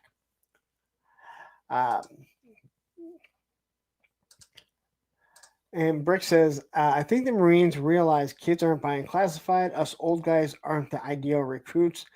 That is true. I mean, that is true. I mean, but there are kids that do buy it. But I definitely won't disagree with you that in the 80s, you're absolutely right.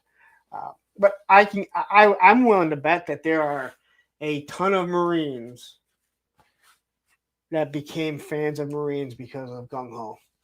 I mean, but again, that's the 80s fully. But I understand what you're saying, and it is right. Either way, Hasbro, just fork up. I mean, again, I understand you have a budget. I do. But there are some things that you could at least do. Anyway, this is a new face sculpt. I'm hoping this is the unpainted version. I would assume that it is, considering the face has no paint on it. But it is definitely pretty fucking cool. They've done really good with their ninjas. So here's all the 3 different, not face sculpts, but the masked sculpts. So, Boba Fett Gaming says, Dice was unmasked in the comics, Slice was not. All right. Then that answers a lot of the questions that I was asking. Thank you very much.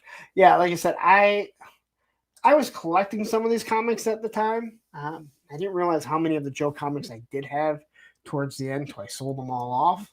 But I know that I wasn't actually reading them. So I read them as a kid. Yeah, I'm with you now, Rachel. The Dragon Mask is dope, for sure.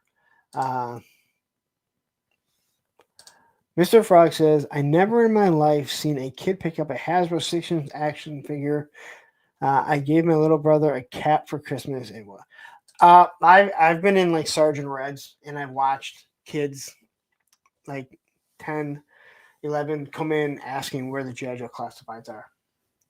I'll be 100% honest. I don't see many people in Target or Walmart picking up G.I. Joes. But I have been in like Sergeant Reds when the kids are like, they come in and they ask, or I'll go by the aisle, and he has like almost every single classified figure. So, again, I don't think it's like, I'm not trying to say it's like the 80s. Believe me, I'm not trying to say it's like the 80s. But there are kids that are buying it. There are many more kids, I will admit, that come in there and they're looking for, Marvel Legends and wrestling figures. Wrestling is huge. Just absolutely crazy. Anyway, so here's everything let's say everything, majority of what you're going to get. They put them together. Like I said, this is supposed to be a 2-back for Hasbro Pulse. Now, again, if it's a 2-pack for Hasbro Pulse, again, one figure is $25, second figure is $25. Hasbro math makes it $55.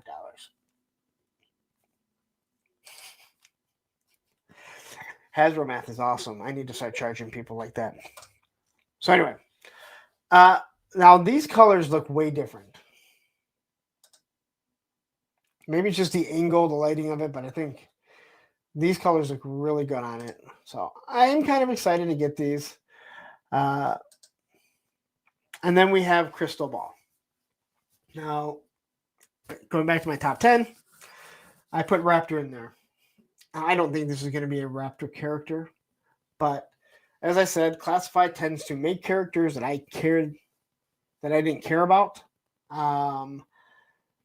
Make me want them. Raptor is one of them.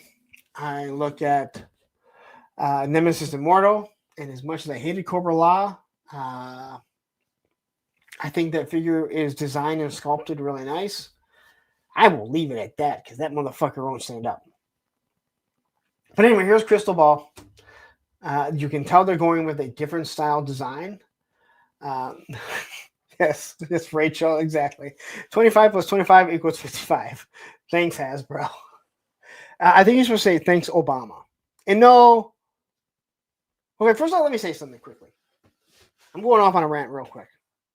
I just said thanks, Obama. If you remember when Obama was in office, everyone said thanks, Obama. I want to quickly say something. Last Monday, I realized I was talking like Donald Trump, soon to be President Trump. And I say that because that is respect, just like President Biden, but Donald Trump, Biden, whatever. If I do something like this and I say Donald Trump, or I say something about Biden or Bush or whoever, that does not give anyone the okay to start fucking going off on political shit in my fucking comments. All right? I don't do political shit. Do it like this. When did I become Donald Trump? I'm not talking about politics. I just noticed that I was doing something.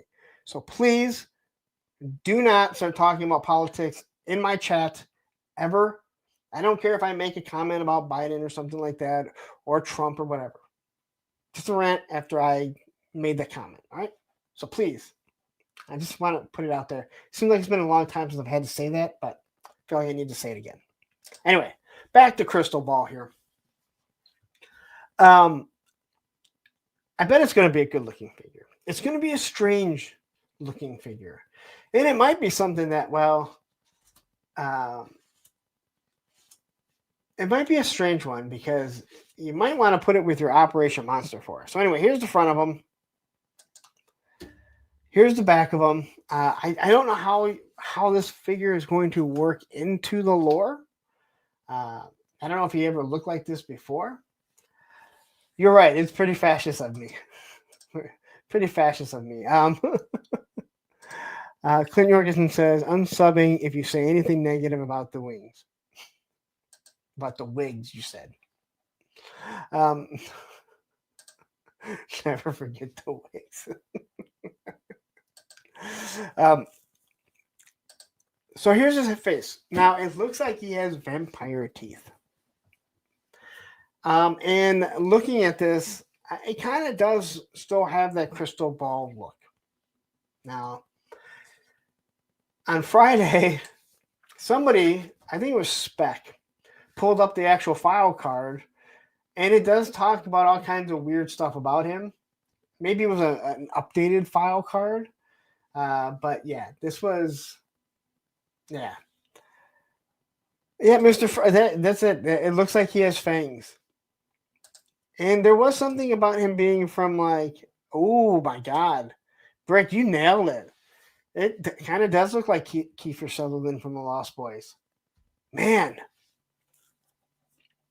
That's a good movie. Or a fun movie. I don't know if it's a good movie. It's a fun movie. Damn. But anyway, they're obviously going in a weird direction with this, which is fine because Crystal Ball was kind of stupid. Like I said, they have done an amazing job of making me like figures that I didn't really give two shits about. Motu Guru, quickly, he says, where'd it go? Hey, when something disappears, because Motu Guru said, bro, people get sensitive as fuck both sides. That's going back to what I said about political. You are absolutely correct. And I could go on a huge rant about the whole fucking political thing when I turn on my fucking Facebook and I'm like, good Lord, you guys all the exact same fucking people and don't realize it. I'm not going to. But anyway. But that was all stuff that came. This actually hit this week. Actually, on Monday it hit last week. Hit on Monday. So I didn't even get around to doing that because dog got sprayed and then shit fucking broke out and I had to leave. Anyway. Airborne Custom says, Punk, this image was provided me by Nathan Camazel, and he said that it wasn't 100% confirmed that this was the actual CB head sculpt, but was offered to him at the same time as the prototype body. Okay, I did not realize that you showed that. I just saw it going through like the full force and everything. So, again, I think I kind of... Okay, so Airborne says, I passed the image out to the full force and a few others with Nathan's permission. All right, so I didn't know who said it, or I didn't know who posted it. Obviously, you can see that J-Con, wasn't J-Con that was doing the other one. So thank you very much, Airborne. And I do appreciate it. Like, that's, it's nice. And the full force, in my opinion, not even in my opinion, if you want to know what's going on with G.I. Joe, just go to fucking full force. Chris doesn't fucking run with bullshit. He is ahead of it. Everyone else is going to get the news from the full force for the most part. Every now and then, other things leak, but he does have a way to of talking to some other people. No, and Airborne, I appreciate it because that really that says a lot. That it's like, hey, he doesn't have confirmation of who this is because it is an unpainted head sculpt. The other ones we can obviously tell. But when you do look at it, it does kind of have a Vincent Price look to him. So I can fully... it seems like it would be, but why does he have the fangs? File cards would be awesome. Then they could explain everything. You don't even need file cards in the box. They could easily just put it on a website. Oh, wait a minute. You need a website.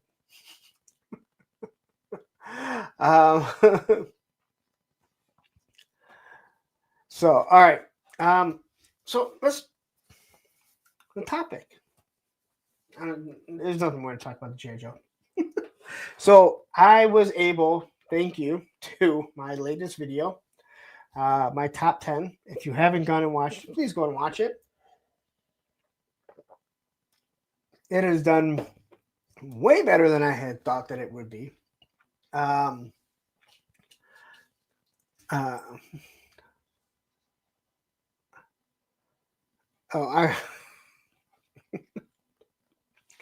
Airborne, I think he's just fucking around with you. I think he's just fucking around with you. That's how War Chest is. Don't take anything he says seriously. So with the thing, with the help of my last top 10 video, I was able to blow through 6,000 subs. I think most of you have heard me talk about it. I am very adamant about doing things what I perceive to be the right way. Not everyone will say that is the right way. I don't believe in buying subs. I don't believe in paying for promotions, not for what we do. If you were talking about creating a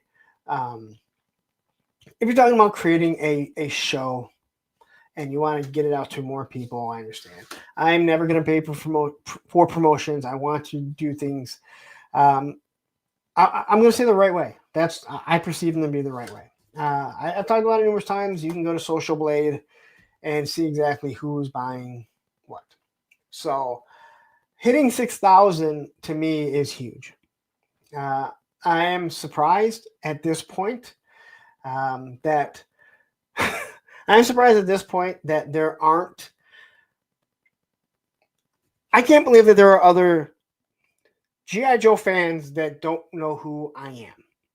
And I don't mean that as anything amazing, but I'm one of the first people normally to, get, G.I. Joe review out. I hear it from people, there's a few other people that's like, hey, you guys are the Joe reviewers that I go to. And that's great. And I appreciate it. So I'm always shocked that there's like people that like, hey, I just found your channel. And I'm like, it just kind of shocks me because YouTube is there for everyone and it's free. It's not like there's any gatekeeping. Quickly, let's just say hi to Kiwi. You are keeping it real, mate. Thank you very much. And we have a Dario77. Good morning from Italy. Great to have you. And Kiwi, this is really it. Like good old-fashioned hardware. And everyone does things differently. And I've talked to a few content creators. There's one in particular that, he's probably as passionate about it as me when it comes to, I hate when we see people that it's like, why are we working so hard when we can just go buy subs or buy views to get subs? And I think what bothers me more than anything is when people brag about it. It's like, you know what? Stop fucking bragging about it. And so hitting 6,000, I just kind of threw it up there.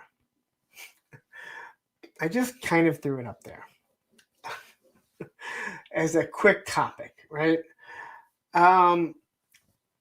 But my real topic that I wanted to discuss or talk about was, why as YouTubers do we do the things we do?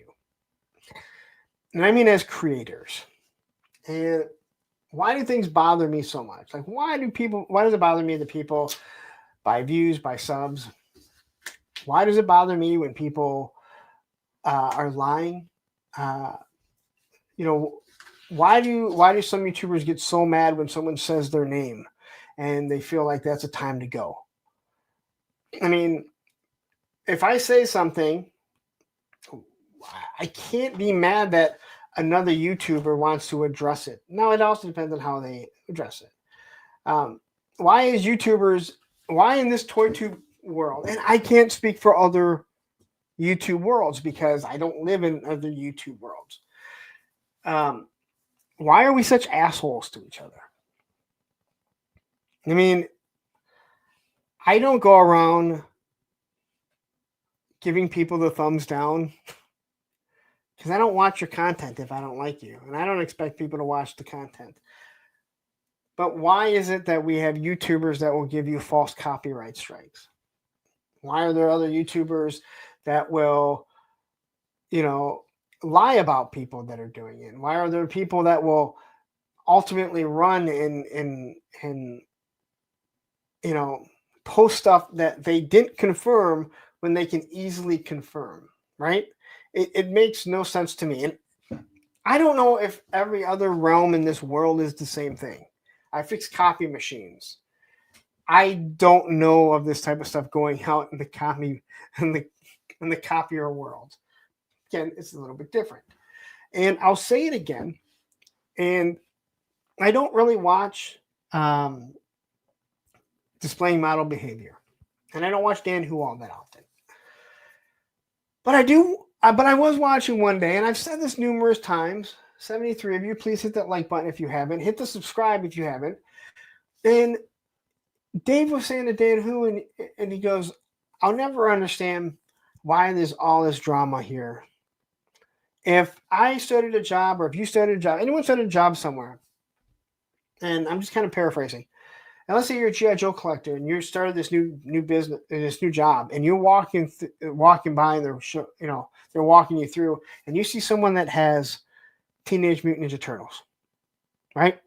And you see that they collect it. You're going to make your way back over, right? You're going to make your way back over to them because you have something in common. If I saw someone that had skateboards, I'd go over there and somehow find a conversation. But for some odd reason, when you're on YouTube, someone likes fucking turtles. You're like, fuck you, you like turtles. Because you don't like, it makes no sense. Fuck you, you like G.I. Joe. It is so weird how we are. And I don't understand why we're like this. And in no way before anyone says, wow, you're a hypocrite, am I saying I have not been part of this? Because I fucking am. There's no doubt about it. If I didn't have such an issue with so many different people, there wouldn't be people giving me false copyright strikes. Yeah, Mr. Frog says, yeah, fuck you. You like Barbies. Exactly. It's weird. And again, there's numerous people that are doing this. I've kind of come to the conclusion that this whole promotions page that YouTube does give you, it's not going anywhere. I've seen some guys come in on the scene, and I've become so jaded by understanding the analytics and knowing how our stuff works that I can't unsee it. When someone does a rating video and in 24 hours they have 10,000 views, you just kind of laugh. And it blows my mind of how many times that you just see it. And the person that I'm talking about that also notices, or the other person I was talking about that gets offended, gets upset over, how people basically cheat, I guess is the best way. He sees the stuff too. Like, we'll talk about this stuff. And it blows my mind. It blows my mind, but I don't understand why we're like this. And I've said it numerous times. I feel like Captain America when he says, I wish I could just fucking walk away. But I just can't. And that's why I'm always, I try not to be involved in drama. I try not to talk about the shit too much because there's a lot of stuff going on. I don't watch certain creators. I hear about it. I hear about it from so many different people. But when I do see something that just kind of stands out, I do need to address it. Whether it go back to, what Viper Island did to me, what he was doing to other people. I mean, Viper Island he stole Super 7's shirt design and put it on as his own and put his logo on. That guy was stealing stuff left and right. After Joe Fest, I had it with what Shark was doing. So I fucking let it be known. And it wasn't that he just did it to me, it was numerous people. And that when he tried doing what he did, like that fucking, that was it. But we never should have got to this point. And again, I'm not sitting here saying I'm not part of the problem. But I do wonder why we're all like this. This is supposed to be fun. And I definitely have to work better at to walk away from it. And I feel like I do for the most part. Because believe me, I've said this before. I have skeletons in my closet. That's why when the copyright strike shit started, I said, I'll show you my fucking YouTube studio. You tell me where any of this is. And everyone saw that there wasn't anything. People don't just disappear if they didn't lie about it. No, Cobra Commander says, toy collecting is serious business. We ain't playing games out here. But I'm not going to say in my defense, but in an explanation of who I am, I've always been like this in the real world. I've never cared what people give, like if they like me or they don't. If you don't like who I am, I'm fine with that. I've known people that they feel like I am. They feel like they don't care what people think, but they want to control the narrative. I don't care. Like I don't care to be fake to anyone. It's just way too much effort. But it all went back. I mean, it comes back to the whole 6,000 thing, and 6,000 is a small number to the big YouTubers. People have 100,000 subs. I believe in this toy community. It is huge. And if you go look around and you just search like how many YouTubers, not ToyTuber, YouTubers hit 1,000, you'll find out it's a very small amount. There's so many people. Woody says, does anyone have the Toy Life tattoo on their stomach? Quick, somebody take off Road Pigs tattoo and put Toy Life on it.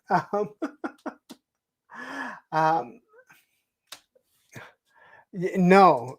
I remember when I was younger,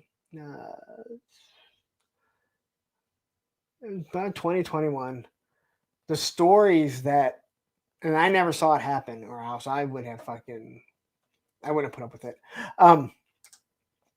the stories of Hot Wheel collectors yanking cars out of kids' hands or smacking the cars and then grabbing them off the ground. First off, if I would have ever seen that, something would have happened. Two, if someone would have ever done that to my fucking kid, it would have been way worse. I didn't have kids back then, so no, I would never. Matter of fact, there was a kid. If you remember, anyone that was collecting for a while, the old 1701 Star Trek series, there was 3 of them. One was Barclay. I want to say the other one was Tasha Yar, and then I think the other one was Picard in his uniform, like the old ones. And they were 1701 because that's how many there were. They were all numbered. But when Barclay came out, they bumped them up to 3,000, which still isn't a lot. I found 2 Barclays at the same Toys R Us in one day. The next week, I went back, and there was a kid. He grabbed it, and he saw one.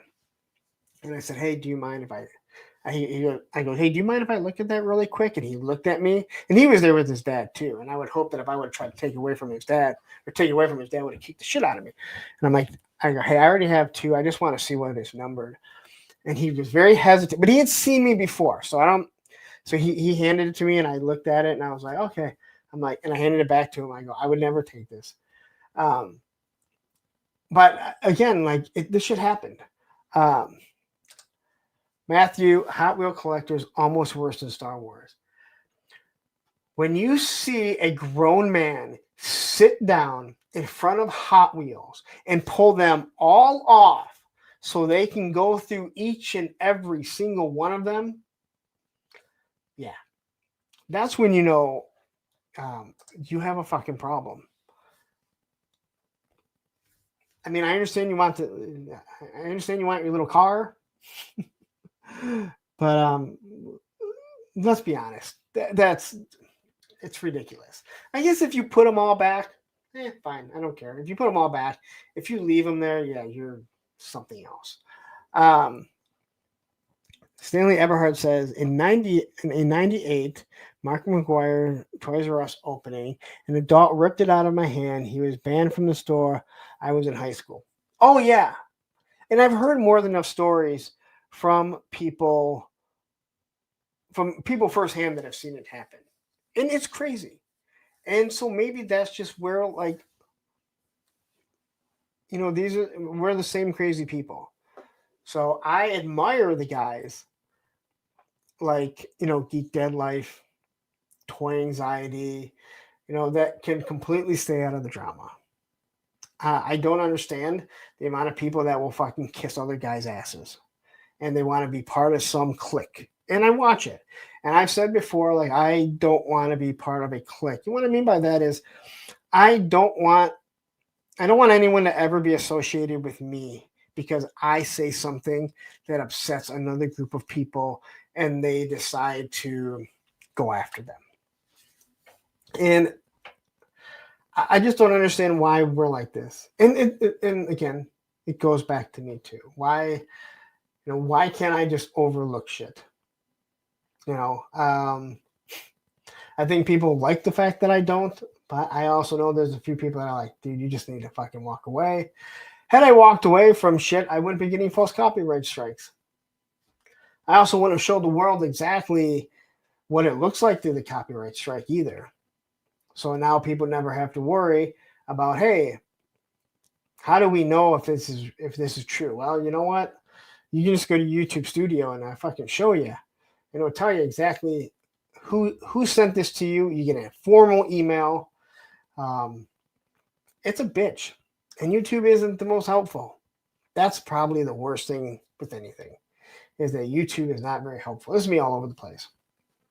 Again, the 6,000 subs, I just kind of put that up there because I get tired, man. There's so many.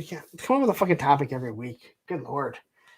And to keep people interested, that's the other thing that just blows your mind, man. Trying to keep people interested. Same time Toy says, dude, I have to redo the Hot Wheels racks every night. They're all up in the aisle. We don't have anything good. I looked a month ago.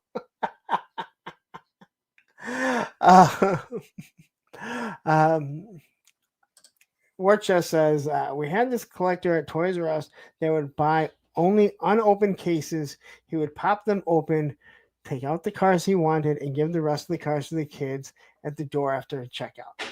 You know what? And if you do that, awesome. Like, I have no problem. There was a guy, I was not there when this happened. There was a firefighter, and he was a Hot Wheels collector. And this guy, Jim, real nice guy. Also a very large man. And I don't mean fat. He was a fucking firefighter. This guy was a brick fucking house. And I was at I remember I was at one of the toy stores and I was talking to another collector. It was a Hot Wheel collector. And he's like, "Do you ever whatever Jim?" I was like, "No, what?" And he said, and he said the guy's name. I forget who it was. This was one of those pieces of shit that would take shit out of a kid's hand. Jim had like a stack of Hot Wheels that he had gone through. And this guy walked over. He smacked it out of Jim's hand. The fact that I remember Jim's name, and then he fucking grabbed them and ran up and paid for them. By the time they get up there, they're like, "Dude, he smacked them." And they're like, he's already paid. There's nothing we can really do. And I just remember going, so that guy decided he was going to take his life into his own hands for Hot Wheel toys, Hot Wheel cars, and smack it out of Jim's hand. And the guy was like, "Yeah, I was surprised too." I think it caught him off guard because I'm like, that guy would have crushed him. Like, this guy's a fucking firefighter, man, and he's just a fucking solid motherfucker. I know Tony's not a big fan of firefighters. They're like the bane of his existence when they show up to his case. King Panther says, every generation has its share of scumbags, no doubt. As an 80s kiddo, I remember fights in school grounds at recess kicking off based on if you were a Nintendo or Sega fan. I had both.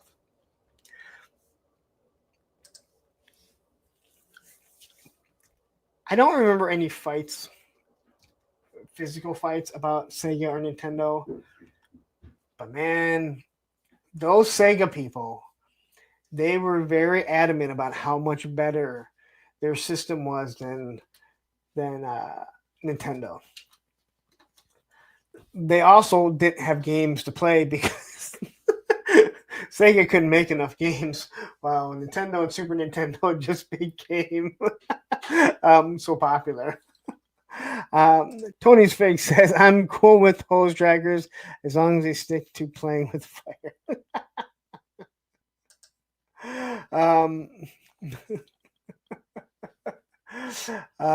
Yeah, I think it's just I don't know. I wanted to mention that. I really did. I really went into a whole topic like about why are we the way we are. I mean, I wanted to do a topic, but that's something you could delve into something. And again, there's easily that people can say, hey, this is how you are. You've acted like this. And I can easily say yes or no. Like, I'm very self-aware of who I am. I don't try and hide who I am. So I'll admit, yeah, I've made some real fucking... There's probably some things that I've said that I should not have said in this Toy Tube world, this YouTube world, because the internet is ink and not pencil. You can't really erase it. Even though I have all those on my Monday Night Toy Ramblings set to private, the internet is ink. But yeah, so it is definitely, yeah. But I do want to say thank you to everyone who has helped get me to 6,000 subs. I was just telling Ken from Toy Connections when I was about 20 away, I'm like, when you get close to, every time you get close to that 1,000 mark, 1,000, 2,000, 3,000, you hit you're like, when you're 50 away, it is like the slowest going. It takes forever. You're just trying to get to the next one. And the moment you hit it, then it seems like you jump up 30 or 40 really quick. And you're like, well, what the fuck, dude? I felt like I was struggling forever to hit 5,000, 4,000, maybe 10,000. I'm not at 10,000 yet, obviously. But once you get over it, it's like all of a sudden it's like boom, boom, boom. It's like, couldn't you guys have done that then and just kind of slow down after? Because you do get anxious. And I'll say it again. Subs are just a pat on the back. They really are. It doesn't mean people are watching. But I've talked to Crow about this, and he said, it's one thing when someone says, "Hey, subs don't matter." And he goes, "You're right when you're over 1,000 and you're monetized and you're able to bring in a little bit of extra income to help support this really, really bad habit that we have." And that's what toy collecting is.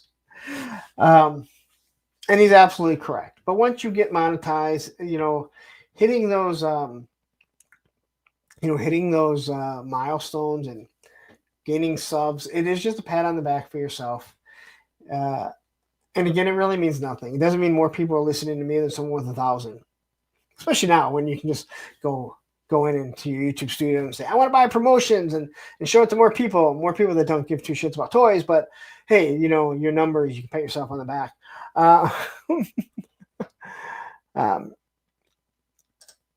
Kiwi GI Customs and Collection says, "I just donated some stuff for a video. I'm seriously thinking about dedicating the video to my mate." Do it. Yeah, it's just always, yeah. Stanley Everett says, "Full Force mentioned that slow crawl to 200 videos too." Okay, so videos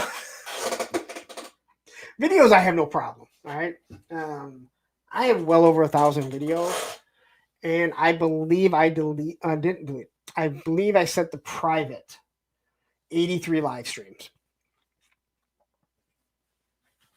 There's 83 live streams. Or no. Not 83. It was 83,000 views that I now have negative if you look at Social Blade. Where, God, I forget how many. I don't want to say 83. It was like 80. Well, it's 2 years of live streams that I just did the private, which now longer show. Full Force only does lives, so he's not a he's not a reviewer. He doesn't act like he's a reviewer. So, but it is all, again, this is all a work in progress for everyone. But hitting those subs, again, views, dude, I can hit. I mean, you need 1,000 subs and 4,000 views. 4,000 views is less than 10 videos for me normally. And that's a lot for so many. And for others, it's not a big deal. Woody222 saying, "Have a good night, Punk, and congrats again on 6K." Out to the chat. Thank you very much. Have a great night, Woody. We're gonna be wrapping it up soon too, because I have to work in the morning. 6,000 subs has not paid me enough to quit my job or even to get my car fixed. Kiwi says, "Congratulations to you, Punk. Punk, many more to follow." Matthew Matson says, "That's why he doesn't grow. Short form videos make a channel grow. Lives keep the subs." So that is something that I have expressed numerous times. And I tell everyone, Oz, Ostradamus Toys, if you don't know, go give him a sub. He does, the clubhouse. They do it almost every single Saturday. Very seldom does he miss it. And if he does, either I pick up the Slack for him or Ed picks up the Slack for him. And I've told him before, lives, people just do not click subscribe during lives, but they will during pre-recorded stuff, reviews, anything like that. People will hit that. I don't know why. It makes absolutely no sense. It is really odd. Even though you have people watching, there's a lot of people. I ask almost every Monday night now, "Hey, if you're not subscribed, if you think you are, just go and check. Make sure," because sometimes YouTube unsubscribes you. Other times you just came across the channel. The algorithm keeps throwing it out there, and you think that you're subbed. My moderator, Action Figs, Ed, before he was my moderator, we were talking. He's like, "Dude, I thought I was subscribed, and I'm not. But my videos and everything keep, popping up in front of him." For some odd reason, people do not want to subscribe to lives. The fact that I believe Chris McLeod has under 6,000 subs, and he is, in my opinion, the main G.I. Joe information channel. Not even my opinion. He is the main G.I. Joe information channel because he actually talks to Lenny, Tony, probably still talks to Emily. I don't know how much she has to do with G.I. Joe. I know she oversees the brands. But that's where you're going to get your news from. And that's where the majority of the people get their news from. Because he'll talk about it after he normally confirms it.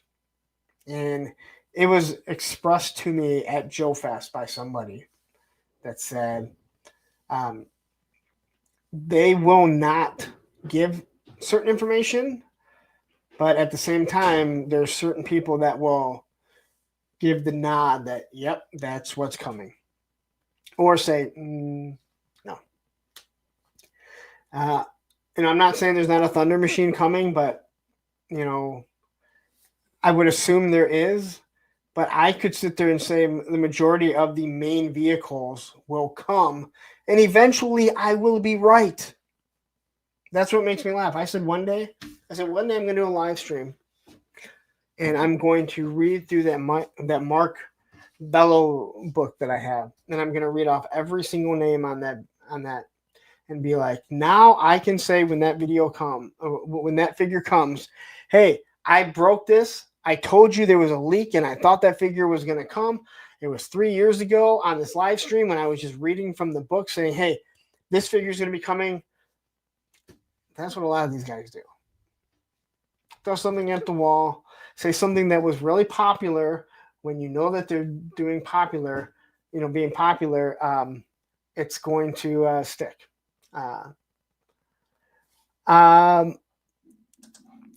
Stanley says GDL, YHS, ATCAM also have Hasbro brand teams on speed dial.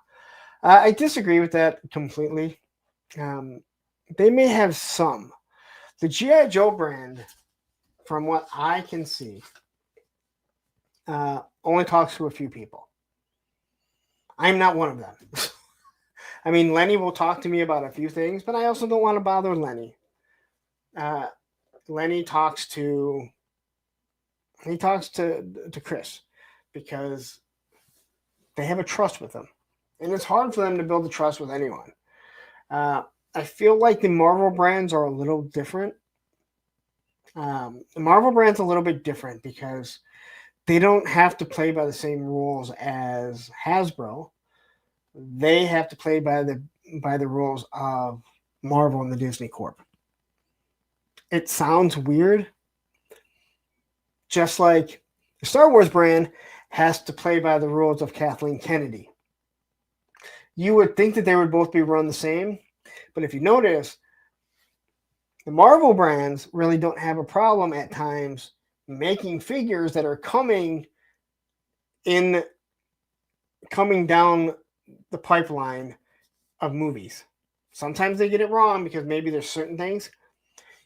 The Star Wars ones, Kathleen Kennedy won't give shit up. And yes, I use her specifically because she's the one who took over. And George Lucas, if you remember back in the day, he didn't care. George Lucas was like, it doesn't matter. Here's all the fucking characters that are going to be in the movie. It's not going to make people want to watch the movie any less. If anything, it says, oh, wow, you know what? Now I'm interested to find out who this person is. How does he fit in? Did Lenny and Chris go to Trust Fall Camp Punk? You need to get in with those guys, start practicing Trust Falls, and help. I'll catch you. Okay, so this is what was told to me. Is that when the G.I. Joe line was about to start at one of the first trade shows they were doing, I think it was the first trade show, Chris McLeod was there. And Lenny was extremely nervous because nobody had seen G.I. Joe. Nobody had seen it in 6-inch line. And they didn't know how well it was going to do. And Chris struck up a conversation with him and was the one that just reassured him that people are going to love this. And he said he just totally calmed him down. And since then, they have had a friendship. So I guess you can kind of say that it's like the trust, the trust fall camp. But it's like there's certain people that I started talking to right away here, and I trust them. There are some things that I will never say to certain people because I don't trust them. But there's other people that I could tell anything to, and again, I'm one of those people that said, if you say it, you better be willing to back it up when someone eventually, shows that screenshot and says, hey, this is what he said. You better be willing to go, yep, I fucking said that. And here's the reason why I said that. Mr. Frog says, is Kathleen like the Bob Iger of Star Wars? She is the president of Lucasfilm. She took over after George Lucas, and her words were something to the effect of she's going to keep it on the same track that George Lucas did. Yeah. Delta 17 says, you can't trust those guys with the shifty eyes. No, you can't. Anyway, I do have to wake up in the morning. I do want to say thank you all for tuning in today. 6,000 is a huge number. I feel like we were just hitting 5,000 and people were saying, hey, you're going to do a giveaway. I hope that we can hit 10,000 before the next streamathon, which is a long ways away. I just don't think it's possible because, in all honesty, I would say the average is probably going to be around 2,000 to maybe 3,000 a fiscal year. But it has been fun. It is a wonderful journey. It is a nice pat on the back. Delta 17, Steve. Congrats, man. 6K is huge. Thank you. It is, in all honesty, like I said, a lot of people will never make it to 1,000. And so many people, they work hard. And, I do want to see everyone. Because I don't care. If someone has 8,000, they have 8,000. I don't care. If someone passes me up, good. As long as you're doing the work. That's what will always bother me, is when people don't do the work. Or they do the work, but they feel like, hey, I've done the work, I deserve more. And it's like, why? Why do you think you deserve more because you did just because you did some work or you're doing work doesn't mean you deserve more than other people. You're kind of getting the same. Anyway. And Mr. Frog says, road to 7K. Yeah, I got to do a few more top 10 videos that people aren't happy about. They're not happy about my opinions because I seem to do very well. Anyway, thank you very much. I am going to get out of here. Please tune in this Thursday to Thursday with a friend where I will have Plastic Fantastic. He's the one who did the Wolverine. But if you don't know who he is, you don't know who the Wolverine giveaway was, go ahead. Look up Plastic Fantastic. You'll find it. He's the one who 3D printed the Terradrome. Classified scale. That thing's fucking huge. But I would also be remiss if I didn't mention tomorrow at 9 p.m. Eastern Standard Time, I think, Mr. Wonderful and my moderator, Action Figs, go on Action Figs channel. Please go there and hit that like button, subscribe to them. And then at 10 p.m., I know these guys go on. Matthew Madsen, my moderator, and Pop Blender, who was here earlier for a second. They go on Pop Blender's channel. They talk about pop culture stuff. They talk about movies, TV shows, and they have a really good show also. Go check them out. And Tony's Figs did say Punk's Pit on Friday. So if you are a channel member, I will be having a Punk's Pit. It's basically a smorgasbord. We just kind of chat, talk. It's probably about 5 hours. It usually goes. Starts at 10 p.m. We will do it this week, I promise. Unless, if God forbid, something happened, then we'll knock on some wood. Can't knock too hard because the dog will start barking. Anyway, I am actually going to get out of here. Thank you guys all very much. I will see you guys all this Thursday. Take care.